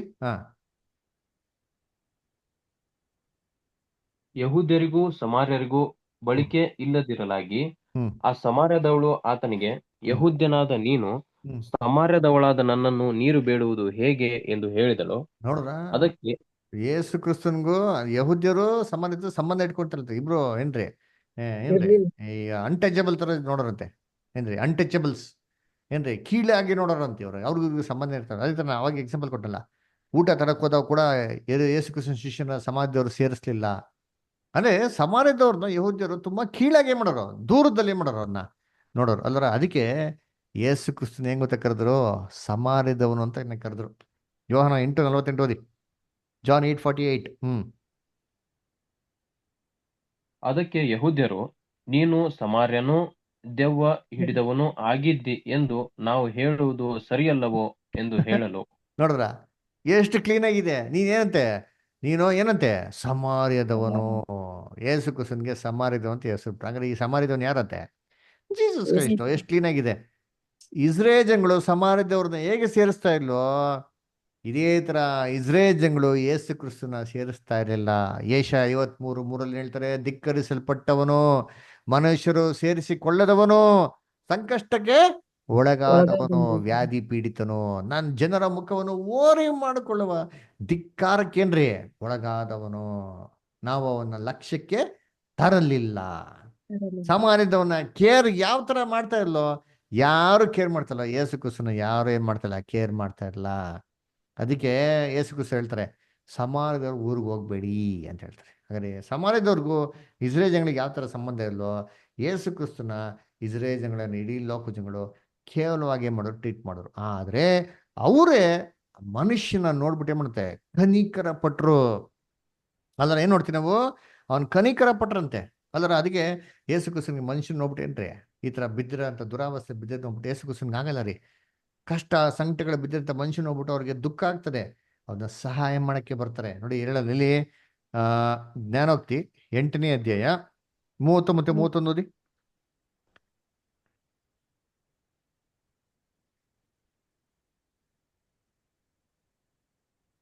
ನಾನು ನಾನು ಆತನ ಹತ್ತಿರ ಶಿಲ್ಪಿಯಾಗಿದ್ದುಕೊಂಡು ಪ್ರತಿದಿನವೂ ಆನಂದಿಸುತ್ತಾ, ಯಾವಾಗಲೂ ಆತನ ಮುಂದೆ ವಿನೋದಿಸುತ್ತಾ, ಆತನ ಆ ಭೂಲೋಕದಲ್ಲಿ ಉಲ್ಲಾಸಿಸುತ್ತಾ, ಮಾನವ ಸಂತಾನದಲ್ಲಿ ಹರ್ಷಿಸುತ್ತಾ ಇದ್ದೇನೆ. ನೋಡ್ರ, ಯೇಸು ಕ್ರಿಸ್ತ ಎಲ್ಲೋರಂತೆ, ಪರಲೋಕದಲ್ಲಿ ದೇವರ ಸನ್ನಿಧಾನದಲ್ಲಿ ಬಿಟ್ರೆ ಅಲ್ಲಿ ಸಂತೋಷ ಪಡ್ತಾರದ್ ಬಿಟ್ರೆ ನೆಕ್ಸ್ಟ್ ಎಲ್ಲಿ ಸಂತೋಷ ಪಡ್ತಾರಂತೆ ಅವರು? ಭೂಲೋಕದಲ್ಲಿ ಹಾ, ಬರ್ಕೊಳ್ರಿ, ಭೂಲೋಕದಲ್ಲಿ ಉಲ್ಲಾಸಿಸುತ್ತಾ. ಯಾರ ಮಾನವ ನಡುವೆ? ಮನುಷ್ಯ ಮಾನವ ಸಂತಾನದಲ್ಲಿ. ಸಂತಾನದಲ್ಲಿ. ನೋಡ್ರ, ಮನುಷ್ಯ ನಡುವೆ ಎಲ್ಲರ ಇವಾಗ ಮಕ್ಳುಗಳು, ನಮ್ಮನೆ ಮಕ್ಳುಗಳು, ಹೇ ರಜಾ ಇದೆ ಎಲ್ಲೂ ಹೋಗ್ಬಿಡ್ರ, ಮನೇಲಿರೋ ಬಿಸಿಲಿದೆ ಎಲ್ಲೂ ಹೋಗ್ಬಿಡ್ರಿ ಅಂತಾರೆ. ಏನ್ ಮಾಡ್ತಾರೆ ಮಕ್ಳು? ಅವ್ರ ಅಪ್ಪ ಅಮ್ಮನ ಜೊತೆಗೆ ಆಟ ಆಡ್ಬೇಕು, ಇಲ್ಲ ನೆಕ್ಸ್ಟ್ ಎಲ್ಲಿ ಓಡ್ತಾರೆ ಆಟ ಆಡಕ್ಕೆ? ನನ್ನ ಜೊತೆಗೆ ಹಾ, ಫ್ರೆಂಡ್ಸ್. ಬಾರ ಅಂದ್ರೆ ಬರ್ಲ ಹೋಗಪ್ಪ, ಬರ್ಲ ಹೋಗು, ನಾ ಬತ್ತೀನಿ ಹೋಗು, ನಾ ಬತ್ತೀನಿ ಹೋಗು. ಏನೇ ಬಿಸಿಲಿದ್ರಿ ಆ ಗಲೀಜಲ್ಲಿ ಆಟ ಆಡ್ಬೇಕು, ಆ ಭೂಮಿಯಲ್ಲಿ ಆಟ ಆಡ್ಬೇಕು, ಗ್ರೌಂಡಲ್ಲಿ ಆಟ ಆಡ್ಬೇಕು, ಧೂಳಾಗ್ಲಿ ಮಣ್ಣಾಗ್ಲಿ ಎದ್ದಿ ಬಿದ್ದಿ ಬಟ್ಟೆಲ್ಲ ಆಡ್ಕೊಂಡು no problem, will be here only. ಅದೇ ತರ ಕ್ರಿಸ್ತನ್ ನೋಡ್ರಿ ಅಂತೀನಿ, ಪರಲೋಕದಲ್ಲಿ ದೇವ್ರು ಬಿಟ್ರೆ ನೆಕ್ಸ್ಟ್ ಅವ್ರಿಗೆಲ್ಲಪ್ಪ ಸಂತೋಷನ ಮನುಷ್ಯ ಸಂತಾನ. ಮನುಷ್ಯ ಪಾಪದಲ್ಲಿ ಬಿದ್ದು ಮೈಯೆಲ್ಲ ಗಾಯ ಮಾಡ್ಕೊಂಡಿದ ತಕ್ಷಣ ಯೇಸು ಕ್ರಿಸ್ತನ ಸಹಿಸ್ಕೊಳಕ್ಕಾಗಲ್ಲ. ಈಗ ದೇವ್ರೆ ನಾನು ಹೋಗ್ತೀನಿ, ನನ್ ಕಳ್ಸ್ಕೊಡೋ ದೇವ್ರ ಅಂದ್ರೆ ಯೇಸು ಕ್ರಿಸ್ತನ ದೇವ್ರು ಕಳ್ಸ್ಕೊಟ್ರ. ಬಂದಿದ ತಕ್ಷಣ ಮೈಯೆಲ್ಲ ಏನ್ ಮಾಡ್ತಾರೆ, ಗಾಯಗಳನ್ನ ತೊಳಿತಾರೆ, ಗಾಯ ಕಟ್ತಾರೆ. ಏನ್ ಕೊಟ್ರಂತೆ? ಎಣ್ಣೆ ಮತ್ತೆ ಏನ್ರಿ? ಎರಡು ದ್ರಾಕ್ಷಾರಸ. ದ್ರಾಕ್ಷರಸ. ಎಣ್ಣೆ ಮತ್ತೆ ದ್ರಾಕ್ಷರಸ. ಎಣ್ಣೆ ಅಂದ್ರೆ ಏನು? ಪವಿತ್ರ ಆತ್ಮ. ದ್ರಾಕ್ಷರಸನ ಏನ್ರಿ? ದೇವರ ವಾಕ್ಯ. ವಾಕ್ಯ. ಅಲ್ವರ ಯೇಸು ಕ್ರಿಸ್ತ ಏನ್ ತಂದ್ರೆ ಪವಿತ್ರ ಆತ್ಮ ಏನು ಕೊಟ್ಟಿರೋದು? ಓದಿದ್ರಿ ಯೆಶಾಯ 61 1-3. ಕರ್ತನಾದ ಯೆಹೋವನ ಆತ್ಮವು ನನ್ನ ಮೇಲೆ ಅದೆ, ಆತನು ನನ್ನನ್ನು ಬಡವರಿಗೆ ಶುಭವರ್ತಮಾನವನ್ನು ಸಾರುವುದಕ್ಕೆ ಅಭಿಷೇಕಿಸಿದನು. ಹ್ಮ್. ಮನಮುರಿದವರನ್ನು ಕಟ್ಟಿ ವಾಸಿ ಮಾಡುವುದಕ್ಕೂ, ಸೆರೆಯವರಿಗೆ ಬಿಡುಗಡೆಯಾಗುವುದನ್ನು, ಬಂದಿಗಳಿಗೆ ಕದ ತೆರೆಯುವುದನ್ನು ಪ್ರಸಿದ್ಧಿಪಡಿಸುವುದಕ್ಕೂ ಯೆಹೋವನು ನೇಮಿಸಿರುವ ಶುಭ ವರುಷ, ನಮ್ಮ ದೇವರು ಮುಯಿ ತೀರಿಸುವ ದಿನ, ಇವುಗಳನ್ನು ಪ್ರಚುರಗೊಳಿಸುವುದಕ್ಕೂ, ದುಃಖಿತರೆಲ್ಲರನ್ನು ಸಂತೈಸುವುದಕ್ಕೂ, ಶಿಯೋನಿನಲ್ಲಿ ಶೋಕಿಸುವವರಿಗೆ ಬೂದಿಗೆ ಬದಲಾಗಿ ಶಿರೋಭೂಷಣ, ದುಃಖವಿದ್ದಲ್ಲಿ ಆನಂದ ತೈಲ, ಕುಂದಿದ ಮನಕ್ಕೆ ಪ್ರತಿಯಾಗಿ ಉತ್ಸಾಹ ಸ್ತೋತ್ರದ ವಸ್ತ್ರ, ಇವುಗಳನ್ನು ಒದಗಿಸಿಕೊಡುವುದಕ್ಕೂ ಆತನು ನನ್ನನ್ನು ಕಳುಹಿಸಿದ್ದಾನೆ. ಏನಕ್ಕಂತೆ ದೇವ್ರ ಪವಿತ್ರಾತ್ಮ ಕೊಟ್ಟಿರೋದು? ಕರ್ತನಾದ ಯೆಹೋವನು ಆತ್ಮವು ನನ್ನ ಮೇಲಿದೆ, ದೇವರು ನನ್ನ ಅಭಿಷೇಕ ಮಾಡಿದರೆ, ಎಣ್ಣೆ ಕೊಟ್ಟಿದ್ದಾರೆ. ಏನಕ್ಕೆ ಎಣ್ಣೆ ಅಪ್ಪ ಕೊಟ್ಟವ್ರೆ? ಬಡವರಿಗೆ ಶುಭ ವರ್ತಮಾನವನ್ನು ಸಾರು. ಅದರ ಕಷ್ಟದಲ್ಲಿ, ನೋವಲ್ಲಿ, ದುಃಖದಲ್ಲಿ ಬಿದ್ದಿರೋರಿಗೆ, ಅದರ ಬೂದಿಯಲ್ಲಿ ಬಿದ್ದವ್ರಿಗೆ, ಅದರ ಶೋಕದಲ್ಲಿ ಬಿದ್ದಿರೋರಿಗೆ ಏನ್ ಮಾಡಿ ನೀನು ಹೋಗ್ಬಿಟ್ಟು ಅಲ್ಲಿ ಅವ್ರಿಗೆ ಶಿರೋಭೂಷಣನ್ ಕೊಡು. ದುಃಖದಲ್ಲಿರೋರ್ಗೆ ಏನ್ ಮಾಡ್ರ ನೀನು? ಆನಂದ ತೈಲವನ್ನು ಕೊಡು. ನೋಡ್ರ, ಎಣ್ಣೆ ಮತ್ತೆ ದ್ರಾಕ್ಷರಸ ಪವಿತ್ರ ಆತ್ಮನ ಕೊಟ್ಟಿದ್ದೆ ಯೇಸು ಕ್ರಿಸ್ತನಿಗೆ. ಅಂದ್ರೆ ಹೋಗ್ಬಿಟ್ಟು ಏನ್ ಮಾಡೋ ನೀನು? ಎಲ್ಲ ಶ್ರೀಮಂತರ ಮನೆಗೆ ಹೋಗು, ಲಾಡ್ ಲಕ್ಪತಸ್ಗಳು ಅದರ ಕೊಟ್ಟಾಧೀಶರ ಮನೆಗೆ ಹೋಗ್ಬಿಟ್ಟು ಅವ್ರಿಗೆ ಸಂತೋಷ ಹೇಳು ಅಂತ ಹೇಳ್ತಾರೆ. ನೋ, ಅವ್ರ ಮೇಲೆ ದುಃಖ ಇರಲ್ಲ. ಕಷ್ಟ, ಸಂಕಟ, ವೇದನೆ, ಕಷ್ಟದಲ್ಲಿರೋ ಮನೆಗಳಿಗೆ ಹೋಗು, ಸಂತೋಷ ಪಡಿಸೋರ್ನ ನೀನು ವಾಕ್ಯಗಳ ಮುಖಾಂತರ ಸಂತೈಸು ಅಂತ ಏನ್ ಮಾಡಿದ್ರು? ಇದನ್ನೇ ಯೇಸು ಕ್ರಿಸ್ತ ಮಾಡ್ರು. ಈ ಒಂದು ದ್ರಾಕ್ಷರಸ ಮತ್ತೆ ಎಣ್ಣೆಯಿಂದ ಅವ್ರ ಕಾಯಿಲೆಗಳು ಮಾಡಿದ್ರು, ಕಟ್ಟಿದ್ರು. ಅದರ ವಾಸಿ ಆಗೋಯ್ತಾ? ಇಲ್ಲ. ಅದೇನ್ ಮಾಡ್ತಾರೆ? ಛತ್ರಕ್ಕೆ ಕರ್ಕೊಂಡ್ಬಂದ್ಬಿಡಿ ಅಂತ ಹೇಳ್ತಾರೆ. ಛತ್ರಕ್ಕೆ ಹೆಂಗ್ ಕರ್ಕೊಂಡು ಹೋದ್ರು? ತನ್ನ ಕತ್ತೆ ಮೇಲೆ ಕರ್ಕೊಂಡು ಹೋದ್ರು. ಅವ್ರು ಕೆಡ ಹೇಳಿಬಿಟ್ರು ಅದರ ಅದೇ ಕತ್ತೆ ಮೇಲೆ ಕರ್ಕೊಂಡು. ಕತ್ತೆ ಏನೇನು ಇವಾಗ ಹೇಳ್ರಿ? ಬೈಬಲ್ ಕತೆ ಅಂದ್ರೆ ಏನು? ಶಾಂತಿ. ಶಾಂತಿ. ಯಾರು ಅದು ಶಾಂತಿ? ಏನ್ ಗೊತ್ತಾ ಕತ್ತೆ ಅಂದ್ರೆ? ಅವ್ರು ಕ್ಲೂ ಕೊಡ್ತೀನಿ ನೋಡಿ, ಥಿಂಕ್ ಮಾಡಿ. ಅದರ ಹೆಂಗೆ ಅಂದ್ರೆ, ಇವಾಗ ಯೇಸು ಕ್ರಿಸ್ತು ಏನ್ರಿ ಯೆರೂಸಲೇಮಿಗೆ ಬರ್ತಾರಪ್ಪ. ಯಾರು ಉಪಯೋಗಿಸಲಾರದಂತ. ಯಾರು ಸತ್ಯ. ಉಪಯೋಗಿಸೋದು? ಕರೆಕ್ಟು. ಆ ಕತ್ತೆ ಮೇಲೆ ಯಾವ ಮನುಷ್ಯನ ಕೂತಿರ್ಲಿಲ್ಲ. ಆಮೇಲೆ ನೋಡ್ರಿ, ಯೇಸು ಕ್ರಿಸ್ತು ಆ ಕತ್ತೆ ಮೇಲೆ ಕೂತ್ಕೊಂಡ್ಬರ್ತಾರೆ. ಆ ಕತ್ತೆ ಗಲಾಟೆ ಮಾಡ್ತಾ ಸೈಲೆಂಟ್ ಇಲ್ಲ ಆಗಿತ್ತು. ಸರ್, ಸಮಾಧಾನ. ಅದರ ಮೌನವಾಗಿ ಹೇಳಿದ ತಕ್ಷಣ ಕರೆಕ್ಟಾಗಿ ಕರ್ಕೊಂಡು ಹೋಗ್ಬಿಡ್ಕೊಂಡು ನಿಂತೀನಿ. ಅದರ ಯಾಕೆ ಕತ್ತೆ ಸೈಲೆಂಟಾಗಿ ಹೋಗಿದೆ ಅವತ್ತು? ಏನ್ ಕಾರಣ? ಇವಾಗ ಕತ್ತೆ ನೀವೇ ಹೇಳ್ರಿ, ಕತ್ತೆ ಹೇಳಿ ಮತ್ತೆ ಕೇಳ್ತಾರ ಹೋಗ್ಲಿ? ಇಲ್ಲ. ಕೇಳಲ್ಲ ಸರ್. ಚೆನ್ನಾಗಿ ಹೊಡೆಯೋದೆ ನಾವೆಲ್ಲ ನೋಡಿದ್ರು, ಬರೀ ಒದೇದೇ ನೋಡಿದ್ದೀರಿ ಅದನ್ನ. ಅದು ಉಲ್ಟಾ ತಿರುಗಿ ಹೊಡೆದಿದ್ದು ನಾವೆಲ್ಲ ರೇರಾಗಿ ನೋಡಿರ್ತೀರಿ, ಅದು ಒದೀತಾರೆ. ಅದರ ಕತ್ತೆ ಬಂದ್ಬಿಟ್ಟು ಸ್ಟಬ್ಬನ್ ಅನಿಮಲ್, ಹೇಳಿ ಮತ್ತೆ ಕೇಳಲ್ಲ. ಆದ್ರೆ ಏಸು ಕ್ರಿಸ್ತನ ಟೈಮಲ್ಲಿ ಆ ಕತ್ತೆ ಅದ್ರ ಮೇಲೆ ಯಾವತ್ತೂ ಯಾರು ಕೂತಿಲ್ಲ, ಸೈಲೆಂಟಾಗಿ ಹೊಟ್ಟೋಯ್ತು. ಏನು ಕೊಟ್ಟಾಯ್ತು ಗೊತ್ತಾ? ಏನಕ್ಕೆ ಕತ್ತೆ ಸೈಲೆಂಟಾಗಿ ಹೋಯ್ತು ಅವತ್ತು? ದೇವಾದಿ ದೇವನ್ ಕೂತಿದಾರಂತ. ಅದಕ್ಕ ಏನಕ್ಕೆ ಗೊತ್ತಾ ಹೋಗಿರೋದು? ಜನರನ್ನ ತಾ- ನೋಡಿ ಜಂಗಲ್ ನೋಡಿ. ಹೇಳಿ. ಅದಕ್ಕೆಲ್ಲ ಬಟ್ಟೆ ಎಲ್ಲ ಹಾಕ್ತಾ ಇರ್ತಾರಲ್ವಾ. ಅದಕ್ಕೆ ಇವಾಗ ನಾನು ಹೇಳ್ತೀನಿ, ಥಿಂಕ್ ಮಾಡಿ, ಈ ತರ ಇರ್ಬೋದಂತ ಥಿಂಕ್ ಮಾಡಿ. ಓಕೆ, ಹೆಂಗೆ ಅಂದ್ರೆ ಸಾಮಾನ್ಯವಾಗಿ ಕತ್ತೆ ಮೇಲೆ ಏನಾಗ್ತಾರೆ ಜನಗಳು? ಭಾರವಾದ ಹೊರೆ ಹಾಕ್ತಾರೆ ಅವರು. ಭಾರ ಅದು ಆಗಿರೋ ಹೊರೆ ಬಟ್ಟೆ ಹಾಕ್ಬಿಟ್ಟು ಬಲ್ಲ ಹಾಕ್ಬಿಟ್ಟು ಅದಕ್ಕೆ ಸಿಕ್ಕಾಪಟ್ಟೆ ಲೋಡ್ ಹಾಕ್ಬಿಟ್ಟು ತಗೊಂಡೋಗು ಅಂತಂತಾರೆ. ಹೌದು ಆದ್ರೆ ಸರ್, ಆವತ್ತಿನ ದಿನ ಸ್ಪೆಷಲ್ ರೀ. ಅದು ನಮ್ಮ ಎಲ್ಲಾ ಸ್ವಾಮಿ ಬಟ್ಟೆ ಕತ್ತೆ ಮೇಲೆ ಹಾಕೋ ಬದಲು ಎಲ್ಲಾ ಬಟ್ಟೆನ ಎಲ್ಲ ಹಾಕ್ಬಿಟ್ಟಾರೆ, ರೋಡ್ ಮೇಲೆ ಹಾಕ್ಬಿಟ್ಟಾರೆ. ರೋಡ್ ಮೇಲೆ ಹಾಕಿರೋದು. ರೋಡ್ ಮೇಲೆ ಅರಸನಂತೆ ಹಾಕ್ಬಿಟ್ಟು ಕತ್ತೆನ ವೆಲ್ಕಮ್ ಮಾಡ್ತಾವ್ರೆ. ಕತ್ತೆಗೆ ಆಶ್ಚರ್ಯ, ಅರಸನಂತೆ ಇದೇನಪ್ಪ ಇದು, ನನಗೆ ಯಾರೋ ಈ ತರ ರೆಡ್ ಕಾರ್ಪೆಟ್ ವೆಲ್ಕಮ್ ಯಾವತ್ತೂ ಕೊಡ್ಲಿಲ್ವಲ್ಲ ಅಂತ ಕತ್ತೆ ಡೀಸೆಂಟ್ ಆಗಿ ಬರಕ್ ಶುರು ಆಗೋಯ್ತು. ಮೇಲೆ ಒಬ್ರು ಕೂತಾರೆ, ಕೂತಿರ್ಲಿ ಬಿಡಿ, ನಮ್ಗೇನು ಡಿಸ್ಟರ್ಬೆನ್ಸ್ ಇಲ್ವ ಅಂತ ಸೈಲೆಂಟ್ ಆಗಿ ಏನಾಯ್ತದ ಬಂದೇ ಬಿಡ್ತು. ಆಕ್ಚುಲಿ ಜನಗಳು ಬಟ್ಟೆ ಹಾಕಿದ್ದು ಕತ್ತೆಗ ಯಾರಿಗೆ? ಯೇಸು ಯೇಸು ಸ್ವಾಮಿಗೆ. ಯೇಸು ಸ್ವಾಮಿಗೆ. ಜನಗಳು ವೆಲ್ಕಮ್ ಮಾಡಿದ್ ಕತ್ತೆನಾ ಅಥವಾ ಯೇಸು ಸ್ವಾಮಿನಾ? ಯೇಸು ಸ್ವಾಮಿನ. ಸ್ವಾಮಿಯನ್ನು ಹಂಗಾರೆ ಕತ್ತೆ ಅಂದ್ರೆ ಏನ್ ಗೊತ್ತಾ? ಸಭೆನ ಎಲ್ಲರೂ ವೆಲ್ಕಮ್ ಮಾಡ್ತಾರೆ. ಅಯ್ಯೋ ಬನ್ನಿ, ವಾಕ್ಯನ್ ಕೇಳಿ ನಮ್ಮ ಮನೆಗೆ ಬನ್ನಿ ಅಂತಂದ್ಬಿಟ್ಟು ಜನಗಳು ಹೇಳ್ತಾರೆ ಅಂತ. ಏನಕ್ಕೆ ಹೇಳ್ತಾರೆ ಹೇಳಿ? ಕತ್ತೆಗೆ ಹೇಳದ? ಕತ್ತೆ ಅಲ್ಲಪ್ಪ, ನಮ್ಮ ಮೇಲೆ ಇದೆ ಗೊತ್ತಾ? ಕತ್ತೆ ಮೇಲೆ ಒಬ್ರು ಅವ್ರೆ, ಒಂದು ಕತ್ತೆ ಸಭೆ ಇದ್ದಂಗೆ ಮೇಲೆ ಒಬ್ರು ಇರೋದು ಯಾರು? ಸಭೆಗೆ ತಲೆ ಯಾರು? ಯೇಸು ಕ್ರಿಸ್ತನ. ಯೇಸು ಕ್ರಿಸ್ತನ್ ಇರೋದ್ರಿಂದ ಬೆಲೆ. ಒಂದ್ಸತಿ ಬೆಲೆ. ಯೇಸು ಕ್ರಿಸ್ತನ ಕೆಳಗಡೆ ಇಳಿಸ್ಬಿಟ್ಟು ನೋಡ್ರಿ, ನಮ್ಮನ್ನ ಯೇಸು ಕ್ರಿಸ್ತನ್ ತಲೆಯಾಗಿ ಇಟ್ಕೊಂತೀರಾ ಏನ್ರಿ? ನಾವು ಯೇಸು ಕ್ರಿಸ್ತನ್ ನಮ್ಮ ತಲೆಯಾಗಿ ಇಡ್ತೀರಾ? ಅವ್ನ್ ಸ್ವಲ್ಪ ಕೆಡೆ ಇಟ್ಬಿಟ್ಟು ನೀವ್ ಹಂಗೆ ನಿಂತ್ಕೊಳ್ಳಿ, ನಮಗ್ ಬೆಲೆನೇ ಇರಲ್ಲ. ಕರೆಕ್ಟಾ? ನೋಡಿ, ನೀವೆಲ್ಲ ಎಷ್ಟು ವಾಕ್ಯ ಕೇಳಕ್ ಬರ್ತೀರಾ ನೋಡಿ. ಹೆಚ್ಚು ಕಮ್ಮಿ 1.5 ವರ್ಷ ಆಗೋಯ್ತಪ್ಪ. ಏನೇ ವಾಕ್ಯ ಕೇಳಕ್ ಬರ್ತಾ ಇದ್ದೀರಾ? ನನ್ನ ಮಕ್ಕ ನೋಡ್ಕೊಂಡ್ ಬರ್ತಾ ಇದ್ದೀರಾ? ಇಲ್ಲ ಸರಿ, ಸರ್. ದೇವರ ವಾಕ್ಯ ಕರೆಕ್ಟಾ? ಹೌದಾ ಇಲ್ವಾ? ದೇವ್ರ ವಾಕ್ಯ ನೋಡ್ತಾ ಬರ್ತಾರ ನೀವು. ಹೌದು ಸರ್. ಇವಾಗ ನಾನು ದೇವ್ರ ವಾಕ್ಯ ಹೇಳ್ದಿರಾ ನಿಮ್ಗೆ ಜೋಕ್ಸು, ಸಾಕ್ಷಿಗಳು, ಜಿಲ ಜಿಲ ಗಿಲ ಗಿಲ ಕಲ ಕಲ ಅಂತ ಅನ್ಕೊಂಡು ತಮಾಷೆ ಮಾಡ್ಕೊಂಡಿರಿ, ನೀವು ಬರ್ತೀರಾ? ಇಲ್ಲ ಸರ್, ಒಂದಿನ ಬರ್ತೀವಿ, ಒಂದಿನ ಕೈ ಕೊಡ್ತೀವಿ. ಕೈ ಕೊಡ್ತೀರಾ ಅಲ್ವರ? ಸಂಡೇ ಆದ್ರೂ ಕೂಡ ಸಭೆಗೆ ಹೋಯ್ತೀರಾ, ಪರವಾಗಿಲ್ಲ ಅಲ್ವರ? ಸೇರಿ ನೋಡ್ಬೇಕ್ರಿ. ಅದಕ್ಕೆ ಕತ್ತೆಗೆ ಬೆಲೆ ಇಲ್ಲ ರೀ. ಏನ್ರಿ, ನಮಗೆಲ್ಲ ಬೆಲೆ ಇಲ್ಲ. ನಮಗೆ ಬೆಲೆ ಏನಪ್ಪ? ಕ್ರಿಸ್ತನಿದ್ರೆ ಬೆಲೆ. ಹಂಗಾರೆ ಏನಪ್ಪ ಅಂದ್ರೆ, ಈ ಕತ್ತೆ ಮೇಲೆ ಆ ಮನುಷ್ಯನ ಕೂಡಿಸ್ಕೊಂಡು ಹೋಗಿ ಸೀದಾ ಛತ್ರಕ್ಕೆ ಬಿಡ್ತಾನೆ. ಹೆಂಗ್ ಗೊತ್ತಾ ನೀವು? ಸಭೆ ಮುಖಾಂತರನೇ ಏನ್ರಿ ಇಡೀ ಲೋಕ ಜನಗಳಿಗೆ ರಕ್ಷಣೆ ಆಗ್ತಾರೆ. ಅಂದ್ರೆ ಅರ್ಥ ಏನು ಅಂದ್ರೆ, ಒಂದ್ಸತಿ ಸಭೆ ಎತ್ತಲ್ಪಟ್ಟಿದ್ಮೇಲೆ, ಸಭೆ ಕಂಪ್ಲೀಟ್ ಆಗಿದ್ಮೇಲೆ ಇಡೀ ಲೋಕ ಜನಗಳಿಗೆ ಏನಾಗ್ತದೆ? ರಕ್ಷಣೆ ಬರ್ತದೆ. ಎಲ್ಲಿದೆ ವಾಕ್ಯ? ಓದ ನೋಡಿರ್ತೀನಿ ಇಲ್ಲಿ ರೋಮಾಪುರದಲ್ಲಿ 11ನೇ ಅಧ್ಯಾಯ 25 ಮತ್ತು 26 ಓದಿ.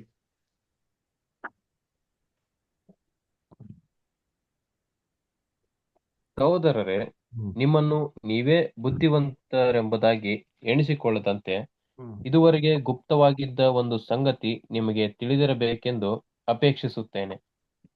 ಅದೇನೆಂದರೆ, ಇಸ್ರಾಯೇಲ್ಯರಲ್ಲಿ ಒಂದು ಪಾಲು ಜನರಿಗೆ ಉಂಟಾದ ಮೊಂಡತನವು ಯಾವಾಗಲೂ ಇರದೆ, ಜನಗಳ ಸಮುದಾಯವು ದೇವರ ರಾಜ್ಯದಲ್ಲಿ ಸೇರುವ ತನಕ ಮಾತ್ರ ಇರುವುದು. ನೋಡ್ರ ಏನ್ರಿ, ಇಸ್ರೇಲ್ ಜನಗಳ ಮೊಂಡತನ ಉಂಟಾಗಿದೆ ಎಲ್ಲಿವರೆಗೂ? ಏನ್ರಿ, ದೇವ್ರ ರಾಜ್ಯದಲ್ಲಿ ಸಮುದಾಯ ಸೇರೋ ತನಕ ಮಾತ್ರ ಅಲ್ಲ. ನಾನೇನ್ರಿ, ಸಭೆ ಕಂಪ್ಲೀಟ್ ಆಗೋ ತನಕ ಮಾತ್ರ. ಆಮೇಲೆ ಇಡೀ ಲೋಕ ಇಸ್ರೇಲ್ ಜನಗಳ ರಕ್ಷಣೆ ಹೊಂದ್ತಾರೆ ಅಂತ ವಾಕ್ಯನ ಐತಿ. ಕರೆಕ್ಟಾ? ಇವತ್ತು ಇಸ್ರೇಲ್ ಜನಗಳ ರಕ್ಷಣೆ ಬಂದಿಲ್ಲ ಗೊತ್ತಾ ನನಗೂ? ದೇವರು ಸಭೆನ ಕಂಪ್ಲೀಟ್ ಆಗೋದಕ್ಕೋಸ್ಕರ ವೆಯ್ಟ್ ಮಾಡ್ತಾವ್ರೆ. ಇನ್ನೊಂದು ವಾಕ್ಯ ಓದ ಅಂತೀನಿ ಇಲ್ಲಿ, ಅಪೊಸ್ತಲ ಕೃತ್ಯಗಳು 15ನೇ ಅಧ್ಯಾಯ 14ರಿಂದ 18 ಓದಿ. ಸಹೋದರರೇ, ನಾನು ಹೇಳುವುದು ಕೇಳಿರಿ. ದೇವರು ಮೊದಲಲ್ಲಿ ಅನ್ಯಜನರನ್ನು ಕಟಾಕ್ಷಿಸಿ ನೋಡಿ, ತನ್ನ ಹೆಸರಿಗಾಗಿ ಅವರೊಳಗಿಂದ ಒಂದು ಪ್ರಜೆಯನ್ನು ಆರಿಸಿಕೊಂಡ ವಿಧವನ್ನು ಸಿಮೆಯೋನನ್ನು ವಿವರಿಸಿದನಷ್ಟೇ. ಇದಕ್ಕೆ ಪ್ರವಾದಿಗಳ ಮಾತುಗಳು ಒಪ್ಪುತ್ತವೆ. ಹೇಗೆಂದರೆ, ಇದಾದ ಮೇಲೆ ನಾನು ಹಿಂತಿರುಗಿ ಬಂದು ದಾವೀದನ ಬಿದ್ದು ಹೋಗಿರುವ ಗುಡಾರವನ್ನು ಎತ್ತುವೆನು, ಅದರಲ್ಲಿ ಹಾಳಾದದ್ದನ್ನು ನಾನು ಸರಿ ಮಾಡಿಸಿ ಅದನ್ನು ನೆಟ್ಟಗೆ ನಿಲ್ಲಿಸುವೆನು. ಮನುಷ್ಯ ಜಾತಿಯ ಉಳಿದ ಜನಗಳು, ಅಂದರೆ ದೇವ ಜನರೆನಿಸಿಕೊಳ್ಳುವ ಸಕಲ ಜನಾಂಗಗಳು ಕರ್ತನನ್ನು ಹುಡುಕುವವರಾಗಿರಬೇಕೆಂದು ಆದಿಯಿಂದ ಈ ಕಾರ್ಯಗಳನ್ನು ತಿಳಿಯಪಡಿಸುವ ಕರ್ತನು ನುಡಿಯುತ್ತಾನೆ ಎಂದು ಬರೆದದೆ. ಏನಕ್ಕಂತೆ ಬಿದ್ದೋಗಿರೋ ದಾವಿದನ ಗುಡಾರನ ಕಟ್ಟೋದು ಇಡೀ ಲೋಕ ಜನಗಳು ದೇವ್ರನ್ನ ಹುಡ್ಕೋದಕ್ಕೆ ಅನುಕೂಲ ಆಗಲಿ ಅಂತ. ಅದಕ್ಕೆ ಇಡೀ ಲೋಕ ಜನಗಳು ರಕ್ಷಣೆಗೆ ಬರ್ಬೇಕು ಅಂದ್ರೆ ಸಭೆ ಏನಾಗಬೇಕು, ಫಸ್ಟ್ ಕಂಪ್ಲೀಟ್ ಆಗಬೇಕು. 1,44,000 ಜನ ಏನಾಗಬೇಕು, ಇನ್ನ ಕಂಪ್ಲೀಟ್ ಆಗ್ಬೇಕು. ಕಂಪ್ಲೀಟ್ ಆಗಿದ್ಯಾ? ಇಲ್ಲ. ಆ ಸೀಟ್ ಏನಾಗಿದೆ, ಇನ್ನ ಖಾಲಿ. ಖಾಲಿ ಇದೆ. ನಿಮ್ಗೂ ಒಂದು ಚಾನ್ಸ್ ಕೊಟ್ಟವ್ರೆ. ಸೀಟ್ ಮೇಲೆ ಕೂತ್ಕೊಳಕ್ ಆಸೆ ಇದೆಯಾ? ಸರ್. ನಾವ ಕತ್ತೆ ಆಗ್ಬೇಕು ಅಂತ ಆಸೆ ಇದೆಯಾ? Yes sir. ಅಲ್ವರ? ಅದಕ್ಕೆ ಹೊಣಿತೀನಿ ರೋಮಾಪುರದಲ್ಲಿ 8:19 ಓದಿ. ದೇವಪುತ್ರರ ಮಹಿಮೆಯು ಯಾವಾಗ ಪ್ರತ್ಯಕ್ಷವಾದೀತೆಂದು ಜಗತ್ತು ಬಹು ಲವಲವಿಕೆಯಿಂದ ಎದುರು ನೋಡುತ್ತಿರುವುದು. ನೋಡ್ರ, ಅದಕ್ಕೆ ಹೇಳೋದು ದೇವಪುತ್ರರು 1,44,000 ಜನ ಯಾವಾಗಪ್ಪ ಓಟ ಆಡ್ ಮುಗಿಸ್ಬಿಟ್ಟು ಇಡೀ ಲೋಕೋಜಗಳು ಏನ್ ಮಾಡ್ತಾವ್ರೆ, ಬಹು ಲವಲವಿಕೆಯಿಂದ ಕಾತರದಿಂದ ಕಾಯ್ತಾವ್ರಿ ಅಲ್ವರ. ಅನ್ನ ಕರ್ತನಲ್ಲಿ ಪ್ರೀತಿಗಳೇ, ಕತ್ತೆ ಮುಖ ತಳ್ಕೊಂಡೋಗ್ತಾರೆ ಛತ್ರಕ್ಕೆ. ಛತ್ರ ಅಂದ್ ಏನಪ್ಪಾ ಅಂದ್ರೆ ಏನ್ರಿ, ದೇವ್ರ ಪ್ರೊಟೆಕ್ಷನ್. ದೇವರು ಅವನ ಮನುಷ್ಯನ ಕೈ ಬಿಡ್ಲಿಲ್ಲ, ತನ್ನ ಮಗನ್ನೇ ಕಳ್ಸ್ಕೊಟ್ರು ಅವ್ರಿಗೆ ಅಂತ ಒಂದು ಪ್ಲಾನ್ ಏನ್ ಮಾಡೋರೆ ದೇವ್ರು ಮಾಡೋರೆ. ದೇವ್ರ ಮನುಷ್ಯನ ಕೈ ಬಿಟ್ಬಿಟ್ರ? ಇಲ್ಲ ರೀ, ಎಲ್ಲಾ ಮನುಷ್ಯರಿಗೂ ಪ್ಲಾನ್ ಮಾಡ್ರ. ಹೌದಾ ಇಲ್ವಾ? ನೀವು ನೋಡಿ, ಇಷ್ಟು ವರ್ಷದ ಪಾಠ ಕೇಳಿದ್ರ ನೀವು ಅಲ್ವರ. ಸತ್ತವ್ರು ಎಲ್ಲಾರ್ಗು ಒಂದು ಪ್ಲಾನ್ ಮಾಡಿದಾರ ದೇವ್ರು?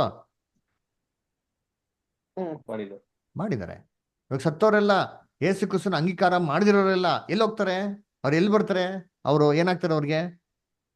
ಪುನರುತ್ಥಾನದಲ್ಲಿ ಎಸ್, ಕ್ರಿಸ್ತನ 2ನೇ ಬರುವಿಕೆಯಲ್ಲಿ ಪುನರುತ್ಥಾನ ಎಲ್ಲಿ ಬರ್ತಾರೆ? ಸತ್ಯ ಅಂತ ತಿಳ್ಕೊಂತಾರೆ. ಅದಕ್ಕೆ ದೇವ್ರು ಅವ್ರಿಗೂ ಪ್ಲಾನ್ ಮಾಡಿದ್ದಾರೆ, ರಕ್ಷಣೆ ಕೊಟ್ಟಿದ್ದಾರೆ, ಕೈ ಬಿಡ್ಲಿಲ್ಲ. ಇನ್ನ ಸಂಪೂರ್ಣವಾಗಿ ನಾಶಕ್ಕೆ ಏನಾಗಿಲ್ಲ, ದೇವ್ರವ್ರನ್ನ ಒಪ್ಪಿಸ್ಕೊಡ್ಲಿಲ್ಲ. ಅದಕ್ಕೆ ಈ ಒಂದು ಚಿತ್ರದ ಕರ್ಕೊಂಬಂದ್ಬಿಟ್ಟು ಆ ಮನುಷ್ಯ ಏನ್ ಕೊಡ್ತಾನೆ? ಎಷ್ಟು ಕೊಡ್ತಾನೆ ದುಡ್ಡು? 2 ನಾಣ್ಯಗಳು. ಯಾಕಪ್ಪ 2 ನಾಣ್ಯ ಅಂತಂದ್ರೆ ಬೈಬಲ್ ಅಲ್ಲಿ ಏನ್ರಿ, ಆ ಕಾಲದಲ್ಲಿ ಇಸ್ರೇಲ್ ಇದ್ದ ನಾಣ್ಯ ಬೆಳ್ಳಿ ನಾಣ್ಯ. ಓಕೆನಾ? ಸರಿ, ಬೈಬಲ್ ಅಲ್ಲಿ ಬೆಳ್ಳಿ ಅಂತ ಏನು? ಬೆಳ್ಳಿ ಅಂದ್ರೆ ಏನ್ ಗೊತ್ತಾ? ದೇವರ ವಾಕ್ಯ. ಓದಿ ಕೀರ್ತನೆ. ಎಲ್ಲಿದೆ? ಕೀರ್ತನೆ 12ರಲ್ಲಿ ಓದಿ. 12:7 ಓದಿ ಮೊದಲು. ಸಾಮ್ಸ್ 12:7 ನೋಡಿ ಯಾರಾದ್ರು.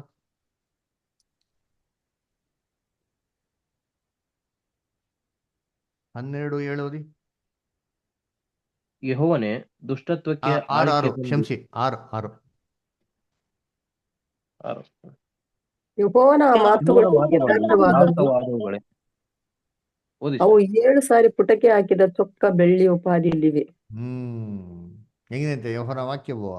ಏನ್ರಿ, ಬೆಳ್ಳಿ ತರ ಇದೆ. ಅಂದ್ರೆ ಬೆಳ್ಳಿ ನಾಣ್ಯಗಳು ಅಂತಂದ್ರೆ ಏನ್ರಿ, ಅವರು ಸತ್ಯವೇದದಲ್ಲಿ 2 ಕೊಟ್ಬಿಟ್ಟೋದ್ರು. ಯಾವ್ದು ಸತ್ಯವೇದದಲ್ಲಿ ಅಂತ 2 ಭಾಗಗಳು ಯಾವ್ದು? ಬಸವನ ಬಳಿಕೆ ಅಷ್ಟೇ ನೋಡ್ರ, 2 ಭಾಗ ಕೊಟ್ಬಿಟ್ಟು ಹೋಗ್ಬೇಕೇನಂತಂದ್ರು, ಇದನ್ನ ಇಟ್ಕೊಳ್ಳಿ, ಅವ್ನಿಗೆ ಉಪಯೋಗಿಸಿ, ಅವ್ನ್ ಖರ್ಚು ಮಾಡಕ್ಕೆ. ಅದಕ್ಕೆ ಹೇಳ್ತಲ್ಲ, ಹಗಲಿರುಳು ಯೆಹೋವನ ವಾಕ್ಯದಲ್ಲಿ ಧ್ಯಾನಿಸೋನ ಮಂತನು ಹೆಂಗಿರ್ತಂತೆ, ನೀನು ಅವ್ನು ಯಾವುದೇ ಕೊರತೆ ಇರಲ್ಲ, ಎಲ್ಲಾ ಕಾರ್ಯಗಳು ವಾಸಿ ಆಗ್ಬಿಡ್ತದೆ ಅಂತಂದ್ರು ಅಲ್ವರ. ಆಮೇಲೆ ಇನ್ನೇಂತಂದ್ರು, ನೋಡಪ್ಪ ಇದನ್ನ ಖರ್ಚು ಮಾಡು, ನಾನು ತಿರುಗಿ ಹೋಗಿ ಬಂದು ವಾಪಸ್ ಏನ್ ಮಾಡ್ತೀನಿ, ನಿಂಗೆ ಎಕ್ಸ್ಟ್ರಾ ಕೊಡ್ತೀನಿ ಅಂದ್ರು. ಹಂಗಾರೆ ಏನು, ಜೀಸಸ್ ಕ್ರೈಸ್ಟು 2ನೇ ಬರುವಿಕೆಯಲ್ಲಿ ಇನ್ನ ಎಕ್ಸ್ಟ್ರಾ ಕೊಡ್ತಾರಾ ಅಂದ್ರೆ ಎಸ್, ಎಕ್ಸ್ಟ್ರಾ ಕೊಡ್ತಾರೆ ಅಲ್ವರ. ಏನ್ತಾರೆ, ಯೇಸು ಕ್ರಿಸ್ತ 2ನೇ ಬರುವಿಕೆಯಲ್ಲಿ ಬರ್ತಾರ ಇಲ್ವಾ? ಆಲ್ರೆಡಿ ಬಂದಾಯ್ತು. ಆರ್ಡಿ ಬಂದಾಯ್ತೋ ಇಲ್ವಾ? ನಿಮ್ಗೆಲ್ಲ ಡೌಟ್ ಅದರ. ಆರ್ಡಿ 1874 ಯೇಸು ಕ್ರಿಸ್ತ ಏನಾಗಿದ್ದಾರೆ? ಬಂದಿದ್ದಾರೆ. ಅದರ ತನ್ನ ರಾಜ್ಯವನ್ನು ಭೂಲೋಕದಲ್ಲಿ ಮಾಡ್ತಾರೆ, ಸ್ಥಾಪನೆ ಮಾಡಿ. ಈಗೋ ಬಾಗಿಲು ತಡ್ತಾ ಇದ್ದೀನಿ, ಯಾರು ತೆರೀತಾರೋ ಸಂಗಡ ನಾನೇನ್ ಮಾಡ್ತೀನಿ, ಬಂದ್ಬಿಟ್ಟು ಭೋಜನ ಮಾಡ್ತೀನಿ, ನಾನು ಎಕ್ಸ್ಟ್ರಾ ಕೊಡ್ತೀನಿ ಅಂತಂದ್ರು. ಕರೆಕ್ಟಾ? ನೋಡಿ ಓದೋಣ ವಾಕ್ಯ. ಪ್ರಕಟಣೆ 3:20 ಓದಿ. ಇಗೋ ಬಾಗಿಲಲ್ಲಿ ನಿಂತುಕೊಂಡು ಇದ್ದೇನೆ.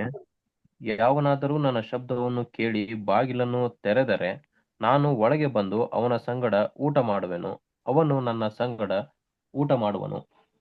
ನೋಡ್ರ, ನಾನೇನ್ ಮಾಡ್ತೀನಿ, ನಾನು ಅವನ ಸಂಗಡ ಊಟ ಮಾಡ್ತೀನಿ. ಏಸು ಕುಷ್ಟು ಊಟ ಕೊಡ್ತಾರೆ ಅಂತೀರಿ. ನಮಗೆ ಯೋಚನೆ ಮಾಡಿರ್ತೀನಿ, ಏಸು ಕುಸು ಊಟ ಕೊಟ್ರೆ ಹೆಂಗ್ ಊಟ ಕೊಡ್ಬೋದ ಅಲ್ವರ? ಹೆಂಗೆ ದಡದ ಹತ್ರ ಶಿಷ್ಯನಿಗೆ ಊಟ ಕೊಟ್ರು ಗೊತ್ತಾ? ಎಲ್ಲ ಸಮುದ್ರಕ್ಕೆ ಹೋಗ್ಬಿಡ್ತಾರೆ ಮೀನ್ ಹಿಡಿಕೆ, ಬರ್ರಿ ಮಕ್ಳ ಅಂತ ಹೇಳ್ತಾರೆ, ಬರೋತ್ತಿಗೆ ಆಡಿ ಊಟ ರೆಡಿ ಮಾಡಿಟ್ಬಿಟ್ಟಿದ್ದಾರೆ. ಇದೇ ರೀತಿ ಕರ್ತನಲ್ಲಿ ಪ್ರೀತಿ ಅಂತ ಸರಿಸ್ತಾರೆ. ಇವಾಗ ಯೇಸು ಕ್ರಿಸ್ತನು ಆಲ್ರೆಡಿ 2ನೇ ಬರುವಿಕೆಯಲ್ಲಿ ದಡದ ಹತ್ರ ಬಂದು ನಿಂತು ಬಿಟ್ಟವ್ರೆ. ಶಿಷ್ಯನ್ರು ಏನು ತರದ್ ಬೇಕಾಗಿಲ್ಲ, ಯೇಸು ಕ್ರಿಸ್ತ ಆಡಿ ರೆಡಿ ಮಾಡಿ ಇಟ್ಬಿಟ್ಟಿದ್ದಾರೆ. ರೊಟ್ಟಿ ಮೀನು. ಅಲ್ಲರ ವೆಜಿಟೇರಿಯನ್ ಫುಡ್ ಅಲ್ಲ, ನಾನ್ ವೆಜಿಟೇರಿಯನ್ ಫುಡ್, ಗಟ್ಟಿಯಾದ ಆಹಾರನ ಸಿದ್ಧ ಮಾಡಿ ಇಟ್ಬಿಡ್ತಾರೆ.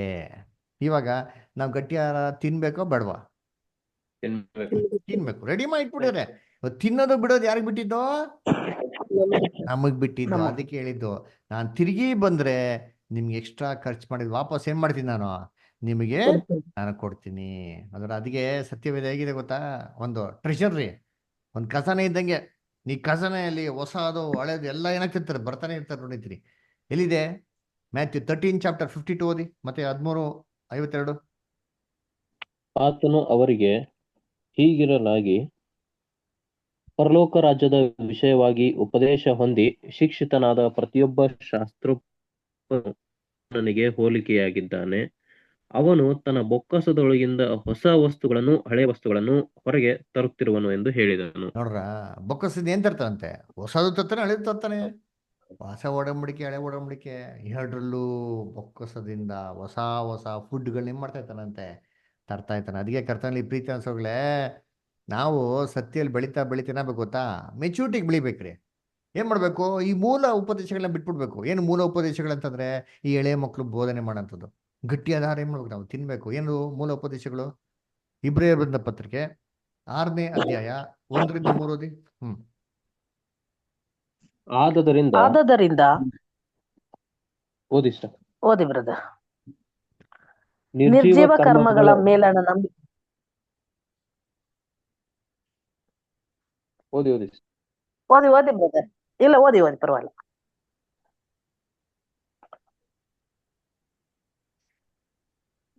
ನಾನೇ ಓದ್ತೀನಿ. ಓದಿ ಸಂತೋಷ, ನೀವು ಓದಿ. 14 ಸರ್. 6ನೇ ಅಧ್ಯಾಯ 1 ರಿಂದ 3. ನೀ ಗಟ್ಟಿಯಾದ ಆಹಾರವು ಪ್ರಾಯಸ್ಥರಿಗೋಸ್ಕರ. ಇಬ್ರಿಯರು 6ನೇ ಅಧ್ಯಾಯ 1 ರಿಂದ 3. ಆದುದರಿಂದ ನಿರ್ಜೀವ ಕರ್ಮಗಳ ಮೇಲಣ ನಂಬಿಕೆಯನ್ನು ಬಿಟ್ಟು ದೇವರಲ್ಲಿಯೇ ನಂಬಿಕೆ ಇಡಬೇಕಾದದ್ದು ಸ್ನಾನ, ಅಸ್ತಾರ್ಪಣೆಗಳ ವಿಷಯವಾದ ಉಪದೇಶ, ಸತ್ತವರಿಗೆ ಪುನರುತ್ಥಾನವು, ನಿತ್ಯವಾದ ನ್ಯಾಯ ತೀರ್ಪು ಉಂಟೆಂಬುದು, ಇವುಗಳನ್ನು ಪದೇ ಪದೇ ಅಸ್ತಿವಾರವಾಗಿ ಹಾಕದೆ ಕ್ರಿಸ್ತನ ವಿಷಯವಾದ ಪ್ರಥಮ ಬೋಧನೆಯನ್ನು ಕುರಿತು ಇನ್ನು ಮಾತಾಡದೆ ಪೂರ್ಣವಾದ ತಿಳುವಳಿಕೆಗೆ ಸಾಗುತ್ತಾ ಹೋಗೋಣ, ಮತ್ತು ದೇವರ ಚಿತ್ತವಾದರೆ ಹೀಗೆ ಸಾಗುತ್ತಾ ಹೋಗುವೆವು. ನೋಡ್ರಿ ಏನ್ ಹೇಳ್ತಾರೆ? ನೀವು ಮೂಲ ಉಪದೇಶಗಳನ್ನ ಬಿಡ್ಬಿಡಿ ಅಂತ ಹೇಳ್ತಾರೆ. ಹಾಕಿದ್ದು ರುಬ್ಬಿದ್ದು ಏನ್ ರುಬ್ಬಿದ್ದು ಏನ್ರಿ ಅದು? ನಮ್ಮ ನಂಬಿಕೆಗೆ ಅಸ್ಥಿವಾರ ಹಾಕೋದು. ವಾರ ವಾರ ಅದೇ ಕಥೆಗಳು. ಅದರ ದೇವ್ರ ನಂಬಿಕೆ ಇಡುವಂಥದ್ದು, ಸ್ನಾನ, ಅಸ್ತಾರ್ಪಣೆ, ಇದೇ ಉಪದೇಶಗಳು. ಅದರ ಸಭೆಯಲ್ಲಿ ಏನೈತೆ? ಎಲ್ಲ ಸಭೆಗಳಲ್ಲಿ ಬರೀ ಇದೆ. ಹಾಕಿದ್ದು ಮೊದಲನೇ ವಾರ ಬಂದ್ಬಿಟ್ರೆ ಚೆನ್ನಾಗಿ ಕಾಣಿಕೆ ವಸೂಲಿ ಮಾಡಬೇಕು, ಅದಕ್ಕೆ ಮಾಡೋದು ಕಾಣಿಕೆ ಬಗ್ಗೆ ಹೇಳ್ಬಿಡೋದು. ಕೊನೆಯ ವಾರ ಬಂದು ನ್ಯಾಯ ತೀರ್ಪು ಬಗ್ಗೆ ಹೇಳ್ಬಿಡೋದು. ಯಾಕಂದ್ರೆ ಭಯ ಪಡಿಸ್ಬೇಕಲ್ಲ, ಮೊದಲನೇ ವಾರ ಬರ್ಬೇಕಲ್ಲ, ಎಸ್ಕೇಪ್ ಆಗ್ಬಿಡ್ತಾರಲ್ಲ. ಅದಕ್ಕೆ ಮೊದಲನೇ ವಾರ ಏನು ಮಾಡೋದು? ಪ್ರಭು ರಾತ್ರಿ ಭೋಜನ ಇಟ್ಬಿಡೋದು. ಯಾಕೆ ಪ್ರಭು ರಾತ್ರಿ ಭೋಜನ ಇಡೋದು? ಯಾರು ಮಿಸ್ ಮಾಡ್ಬಿಡೋದಲ್ಲ. ನೀವು ಮಿಸ್ ಮಾಡಿದ್ರೆ ನಿಮ್ಮ ಖಾಲಿ ಬಂದ್ಬಿಡುತ್ತೆ ಅಂತ ಹೇಳೋದು. ಅದೇ ಹೇಳೋದು ಬಂಡಲ್ ಕಥೆಗಳಲ್ಲ ಎಲ್ಲ ಹೇಳಿದ್ದೇ ಹೇಳ್ಕೊಂಡು ಕೂತಿರೋದು ಅಲ್ವರ. ಯಾಕೆ ಇಲ್ಲಿ ಸಭೆಗೆ ಯಾರು ಬರಲ್ವಲ್ಲ, ಅದಕ್ಕೆ ಮಾಡೋದು ಭಯದಿಂದ ಕರೆಸ್ಬಿಟ್ರೆ ಅವಾಗ ಕಾಣಿಕೆ ವಸೂಲಿ ಮಾಡ್ಬೋದು. ಒಂದೇ ವಾರ ಸಂಬಳನೂ ಬಂದಿರ್ತದೆ, ಕ್ಲೀನಾಗೆಲ್ಲ ಹಾಕ್ಬಿಡು ಅಂತ. ಇದನ್ನೆಲ್ಲ ಫಸ್ಟ್ ಬಿಟ್ಬಿಡಿ ಅಂತ ಹೇಳ್ತಾರೆ. ಹಾಕಿದ ಅಸ್ಥಿಭಾರಗಳು ಬೇಡ, ಮುಂದಕ್ಕೆ ಬೆಳೀರಿ ಅಂತ ಹೇಳ್ತಾರೆ. ಏನು ಮುಂದಕ್ಕೆ ಬೆಳೆಯೋದು? ಏನ್ರಿ ಹೆಂಗೆ ಬೆಳಿಬೇಕು? ಇವಾಗ ನಾನು 20 ವರ್ಷ ಆಯ್ತು ಅಂತ ತಿಳ್ಕೊಳ್ಳಿ, ನಾನು ಬಾಯಿಗೆ ಬೆಟ್ಟಿಟ್ಕೊಂಡೆ ಚಿಪ್ತಾ ಇದ್ರೆ ಓದೋರೆಲ್ಲ ನೋಡೋದು ಏನಂತಾರೆ, ಏನಪ್ಪ ಏನು ಬೆಳೆದವನೇ, ಬಾಯಿ ಏನು ಮಾಡೋಣ, ಬೆಟ್ಟಿಗೆ ಇಟ್ಟವನೇ ಅಂದ್ರೆ ಏನು ಬೆಟ್ಟಿನ ಮಾಡೋಣ, ಬಾಯಿಗೆ ಇಟ್ಟೋಣ ಅಂತ ಹೇಳ್ತಾರ ಇಲ್ವಾ?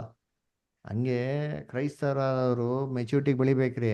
ದಿನ ಅದನ್ನೇ ಕೇಳ್ಕೊಂಡು ಅದಲ್ಲೇ ಇರೋದು ಎಳೆ ಮಕ್ಳ ಥರ ಕೂಸ್ತರ ಇದ್ರೆ ಅಪೊಸ್ತಲ ಪೌಲ್ ನೋಡಿ ಹೇಳ್ತಾರೆ, ಕಾಲ ನೋಡ್ಬೇಕಾರೆ ನೀವೇನಾಗಬೇಕಾಗಿತ್ತು?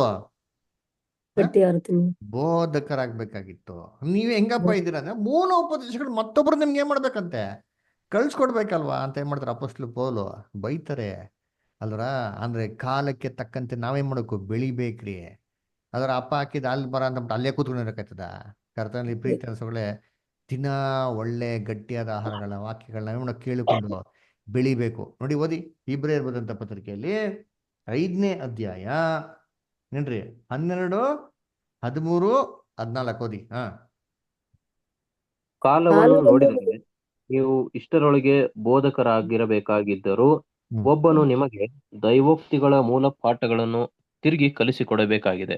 ಹ್ಮ್ ನೀವು ಹಾಲು ಹಾಲು ಕುಡಿಯತಕ್ಕವರೇ ಹೊರತು ಗಟ್ಟಿಯಾದ ಆಹಾರವನ್ನು ತಿನ್ನತಕ್ಕವರಲ್ಲ. ಅಲ್ಲ, ನೋಡ್ರ, ಎಲ್ಲ ಸಭೆಗಳು ಹೆಂಗ್ ಕೊಡ್ತಾರೆ, ಬರೀ ಹಾಲು, ಅದಕ್ಕೆ 1 ಲೀಟರ್ ನೀರು ಮಿಕ್ಸ್ ಮಾಡಿ ಕೊಡೋದು, ಅದನ್ನ ಕುಡಿದ್ಬಿಟ್ಟು ತೆಗ್ಬಿಟ್ಟು ಸೂಪರ್ ಆಗಿದೆಪ್ಪ, ಅದೆಲ್ಲೇನಿರಲ್ಲ ಬರೀ ಸಭೆಗಳಲ್ಲಿ, ಬರೀ ಹಾಲುಲಿ ಆಮೇಲೆ ತಬಲ ತಮಟೆ, ಆ, ಜಿಂಗಲ್ ಬೆಲ್ಲು, ಗಿಟಾರು, ಪಿಯಾನೋ, ಒಳ್ಳೆ ಹಾಡು ಅಷ್ಟೇ ಸಂಗೀತ, ಅದನ್ನೇ ಮುಗಿದೋಯ್ತು. ಏನದು ನಮ್ಮ ಆರಾಧನೆ? ನಿಜವಾದ ಆರಾಧನೆ ಏನು ಗೊತ್ತಾ? ಆ? ರೋಮಾಪುರದಲ್ಲಿ ಬೋಧಕರ 12ನೇ ಅಧ್ಯಾಯ 1ನೇ ವಾಕ್ಯ ಓದಿ. ಜೀವ ಯಜ್ಞವಾಗಿ ರೋಮಾಪುರದಲ್ಲಿ 12:1 ಓದಿ. ತಂದೆಯಾದ ಆದ್ದರಿಂದ ಸಹೋದರರೇ, ದೇವರ ಕನಿಕರವನ್ನು ನಿಮ್ಮ ನೆನಪಿಗೆ ತಂದು ನಿಮ್ಮನ್ನು ಬೇಡಿಕೊಳ್ಳುವುದೇನೆಂದರೆ, ನೀವು ನಿಮ್ಮ ನಿಮ್ಮ ದೇಹಗಳನ್ನು ದೇವರಿಗೆ ಮೀಸಲಾಗಿಯೂ ಮೆಚ್ಚುಗೆಯಾಗಿ ಇರುವ ಸಜೀವವಾಗಿ ಅರ್ಪಿಸಿರಿ. ಇದೇ ಪೂರ್ವಕವಾದ ಆರಾಧನೆಯು. ಇದೇ ನೀವು ವಿವೇಕಪೂರ್ವಕವಾದಂಥ ಆರಾಧನೆ. ಈ ಆರಾಧನೆ ಎಲ್ಲೈತೆ? 8. ಬೈಬಲ್ ಆರಾಧನೆ ಅಂದ್ರೆ ಇದೆ ರೀ, ಸತ್ಯವಾದ ಪ್ರಕಾರ. ಇದಿಲ್ದ್ರ ಬೇರೆ ಎಲ್ಲ ಆರಾಧನೆ ಮಾಡಿದ್ರೆ ಅದು ದೇವ್ರಿಗೆ ಏನಾಗ್ತಾರೆ, ಇಷ್ಟ ಆಯ್ತದ? ಅದಕ್ಕೆ ಅಪೋಸ್ಟ್ಲು ಪೌಲ್ ಹೇಳ್ತಾರೆ, ಕಾಲ ನೋಡ್ಬೇಕಾರೆ ಬೋಧಕರಾಗಬೇಕು, ನಿಮ್ಗೆ ಮೂಲ ಉಪದೇಶ ಕೊಡೋಬ್ರು ಹೇಳ್ಕೊಡ್ಬೇಕಲ್ಲ ಅಂತ ಏನ್ ಮಾಡ್ತಾರೆ ಹೇಳ್ತಾರೆ. ಅಂದ್ರೆ ಯಾರು ಮೂಲ ಉಪದೇಶ ಹೇಳ್ಕೊಡ್ತಾ ಇರ್ತಾರೋ, ಏನ್ ಗೊತ್ತಾ ಮೀನಿಂಗು? ಅವ್ರ ವಾಕ್ಯದಲ್ಲಿ ಬೆಳೆದಿಲ್ಲ ಅಂತ ಅರ್ಥ. ನೋಡಿ, ಇವಾಗ ಹಿಬ್ರೇಯರು 5:13 ಓದಿ. ಹಾಲು ಬೇಕಾದವನು ಕೂಸಿನಂತಿದ್ದು ನೀತಿ ವಾಕ್ಯದಲ್ಲಿ ಅನುಭವವಿಲ್ಲದವನಾಗಿದ್ದಾನೆ. ನೋಡ್ರ, ಅನ್ನೇನರ್ಥ? ಅನುಭವನೇ ಇಲ್ಲ. ಯಾಕೆ ಗಟ್ಟಿಯಾದ ಆಹಾರ ಕೊಡೋಕ್ಕಾಗ್ತಾ ಇಲ್ಲ? ಯಾಕೆ ಕೊಡ್ತಾ ಇಲ್ಲ? ಏನ್ ಗೊತ್ತಾ ಮೀನಿಂಗ್? ಏನಿಲ್ಲ ಅವ್ರಿಗೆ ಅನುಭವ. ಅನುಭವ ಹೆಂಗ್ ಬರ್ತದೆ? ಈ ಅನುಭವ ಹೆಂಗ್ ಬರ್ತದೆ? ನೆಕ್ಸ್ಟ್ ವಾಕ್ಯ ಓದಿ, ಹೇಳ್ತಾರೆ ಅನುಭವ ಹೆಂಗ್ ಬರ್ತದಂತೆ. ಗಟ್ಟಿಯಾದ ಆಹಾರವು ಪ್ರಾಯಸ್ಥರಿಗೋಸ್ಕರ, ಅಂದರೆ ಜ್ಞಾನೇಂದ್ರಿಯಗಳನ್ನು ಸಾಧನೆಯಿಂದ ಶಿಕ್ಷಿಸಿಕೊಂಡು ಇದು ಒಳ್ಳೆಯದು ಅದು ಕೆಟ್ಟದ್ದು ಎಂಬ ಭೇದವನ್ನು ತಿಳಿದವರಿಗೋಸ್ಕರವಾಗಿದೆ. ವಾಕ್ಯನ ಕೇಳ್ತಾ ಕೇಳ್ತಾ ವಾಕ್ಯದಲ್ಲಿ ಏನ್ ಕಂಡುಹಿಡಿಬೇಕು? ಓ, ಇದು ಸತ್ಯ, ಇದು ಸುಳ್ಳು ಅಂತ ಗುರ್ತಿಡ್ಕೊಬೇಕು. ಈ ಪರಿಜ್ಞಾನ ಕೂಡ ಬೆಳೆದಿಲ್ಲ, ಇಷ್ಟು ಮೆಚುರಿಟಿಗೆ ಬೆಳೆದಿಲ್ಲ ಅಂತ ಹೆಂಗ್ ಗೊತ್ತಾ ಮೀನಿಂಗು? ವಾಕ್ಯದಲ್ಲಿ ಏನಿಲ್ಲ, ಬೆಳೆದಿಲ್ಲ ಅಲ್ವರ. ಅದಕ್ಕೆ ನೋಡ್ಬೇಕ್ರೆ ಕೂಸ್ಕೊಳ್ತಾರ ಇದೀರಿ ಅಂತ ಅರ್ಥ. ಏನ್ರಿ, ಮೆಚುರಿಟಿಗೆ ಬೆಳಿಬೇಕು ದಿನ ದಿನ. ಇಷ್ಟೊಂದು ಸತ್ಯ ಕೇಳಿದ್ಮೇಲೆ ಸುಳ್ಳು ಯಾವುದು ಸತ್ಯ ಅಂತ ಹೇಳಬೇಕು, ವಿವೇಚಿಸ್ಬೇಕು. ಕರೆಕ್ಟ್ ಆಗಿ ನೋಡಿ, ಎಷ್ಟೋ ಸತ್ಯಗಳು ನಿಮ್ಗೆ ಹೇಳ್ಕೊಟ್ಟಿರಲ್ಲ, ನಾನು ಹೇಳೋದು ಬೇಕಲ್ಲ, ನಿಮ್ಗೆಲ್ಲ ಚೆನ್ನಾಗಿ ಗೊತ್ತು ಅಲ್ವರ. ಎಷ್ಟೈತೆ ಅಲ್ವರ, ನರಕ ಅಂತೆ, ಆತ್ಮ ಅಂತಾರೆ, ತ್ರೈಕತ್ವ ಅಂತೆ, ಅಂತ್ಯಕ್ರಿಸ್ತು ಅಂತೆ ಅಲ್ವರ, ಏನ್ರಿ ಕ್ರಿಸ್ಮಸ್ ಅಂತೆ ಅಲ್ವರ, ಲಾರ್ಡ್ಸ್ ಮೆಮೊರಿಯಲ್ ಸಪ್ಪರ್ ಅಂತೆ, ಪ್ರಭು ರಾತ್ರಿ ಭೋಜನ ಅಲ್ವರ. ಏನ್ರಿ ಇವೆಲ್ಲ ಏನಾಗಿದೆ? ಎಷ್ಟೋ ಉಪದೇಶಗಳು ನಾವು ಕೇಳಿದಿರಿ. 3 ಲೋಕಗಳು, ಪುನರ್ತನ, ಕ್ರಿಸ್ತನ ರಾಜ್ಯ ಅದರ, ಏನ್ರಿ ಇವೆಲ್ಲ ಉಪದೇಶಗಳು ಹೆಂಗಿದಂತೆ? ಗಟ್ಟಿಯಾದ ಆಹಾರ ತರ ಇದೆ. ಇವೆಲ್ಲ ತಿಳಿದು ತಿಳಿದು ತಿರ್ಗಾ ನಾವು ಬೇಕು ಅಂತ ತಪ್ಪು ಮಾಡಿದ್ರೆ ಏನ್ರಿ, ಅದಕ್ಕೆ ಯಾವತ್ತೂ ಏನ್ರಿ ಕ್ಷಮಾಪಣೆ ಇಲ್ಲ. ನನ್ನ ಕರ್ತನಲ್ಲಿ ಪ್ರೀತಿಗಳೇ, ಗಟ್ಟಿಯಾದ ಆಹಾರ ನಾವು ತಿನ್ನೋದನ್ನ ನಾವು ಕಲಿಬೇಕು. ನಮಗೆ ಜ್ಞಾನೇಂದ್ರಗಳನ್ನ ನಮ್ಗೆ ದೇವ್ರ ಬುದ್ಧಿ ಕೊಟ್ಟಿರ್ತಾರೆ, ಕಾಮನ್ ಸೆನ್ಸ್. ನಾವು ಯಾವ್ದು ಸರಿ ಅಂತ ತಪ್ಪು ಅಂತ ನಮಗೆ ವಿವೇಚಿಸ್ಬೇಕು.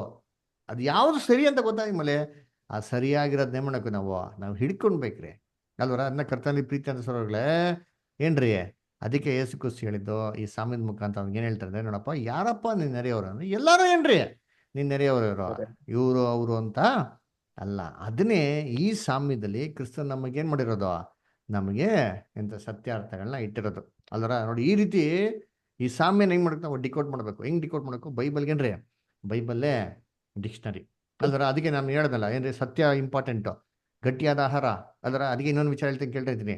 ಏನ್ರಿ, ಈ ವರ್ಷದ ಪ್ರಭು ರಾತ್ರಿ ಭೋಜನ ಏನ್ರಿ ಏಪ್ರಿಲ್ 11ಕ್ಕೆ ಬರ್ತದೆ. ಯಾವಾಗ? ಏಪ್ರಿಲ್ 11ಕ್ಕೆ ಏನ್ರಿ ಅದು ಬರ್ತಾರೆ ಅಲ್ವ. ಯಾವಾಗ? ವರ್ಷಕ್ಕೊಂದ್ಸತಿ ಬರೋಂಥದ್ದು.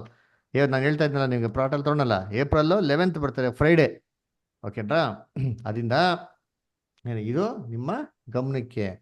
ಅದ್ರಲ್ಲಿ ಯಾರು ಪಾಲ್ಗೊಳ್ಳೋದಕ್ಕೆ ಇಂಟ್ರೆಸ್ಟ್ ಇತ್ತು ಅಂದರೆ ನಮ್ಮನ್ನು ಕಾಂಟ್ಯಾಕ್ಟ್ ಮಾಡಿ, ಅದನ್ನ ಹೇಗೆ ಮಾಡಬೇಕು ಅಂತ ನಿಮ್ಗೆ ಏನು ಮಾಡ್ತೀರಿ ಅದನ್ನ ನಮಗೆ ತಿಳಿಸ್ಕೊಡ್ತೀವಿ ಅಲ್ವ. ಯಾಕಂದರೆ ನಾವೇನ್ರಿ ಗಟ್ಟಿಯಾದ ಆಹಾರ ಯಾರಿಗೆ? ಸುಮ್ಮನೆ ಕೊಟ್ಟಿದ ತಕ್ಷಣ ಕುಡ್ಬಿಡೋಕ್ಕಲ್ಲ. ಎಳೆ ಕೂಸ್ಕೊಳ್ತಾರ. ಎಳೆ ಕೂಸಿಗೆ ಏನು ಕೊಡಿ, ಏನು ಕೊಟ್ಟು ಅಂತಾರೆ, ಚಾಕ್ಲೇಟ್ ಕೊಟ್ಟು ಅಂತಾನೆ, ಕಳ್ಳ ಕೊಟ್ಟು ಅಂತಾನೆ, ಪೊಲೀಸ್ ಕೊಟ್ಟು ಅಂತಾರೆ, ಪಾಪ ಗೊತ್ತಿಲ್ಲ. ನಾವೇನಂತೆ ಮೆಚ್ಯೂರಿಟಿಯಾಗಿ ಬೆಳಿಬೇಕು. ಓಕೆನಾ? ಸರಿ, ಏನೋ ಡೌಟ್ಸ್ ಇದೆಯಾ? ಏನೋ ಕ್ವಶನ್ಸ್ ಇದೆಯಾ? ಯಾರಿಗೇನೋ ಪ್ರಶ್ನೆ ಇದೆಯಾ?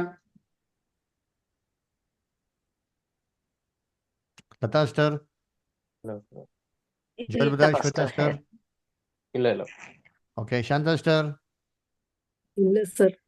ಓಕೆ, ಸನ ಬ್ರದರ್, ಇಲ್ಲ ಸರ್, ಏನ್ ಡೌಟ್ ಏನಿಲ್ಲ ಆಕ್ಚುಲಿ. ಪುಟ್ಟಯ್ಯ ಮಾಸ್ಟರ್, ಪಾಸ್ಟರ್ ಏನು ಪ್ರಶ್ನೆ ಇಲ್ಲ. ಓಕೆ, ಸರೋಜ ಸ್ಟರ್, ಇಲ್ಲ brother. Okay, so good, thank you.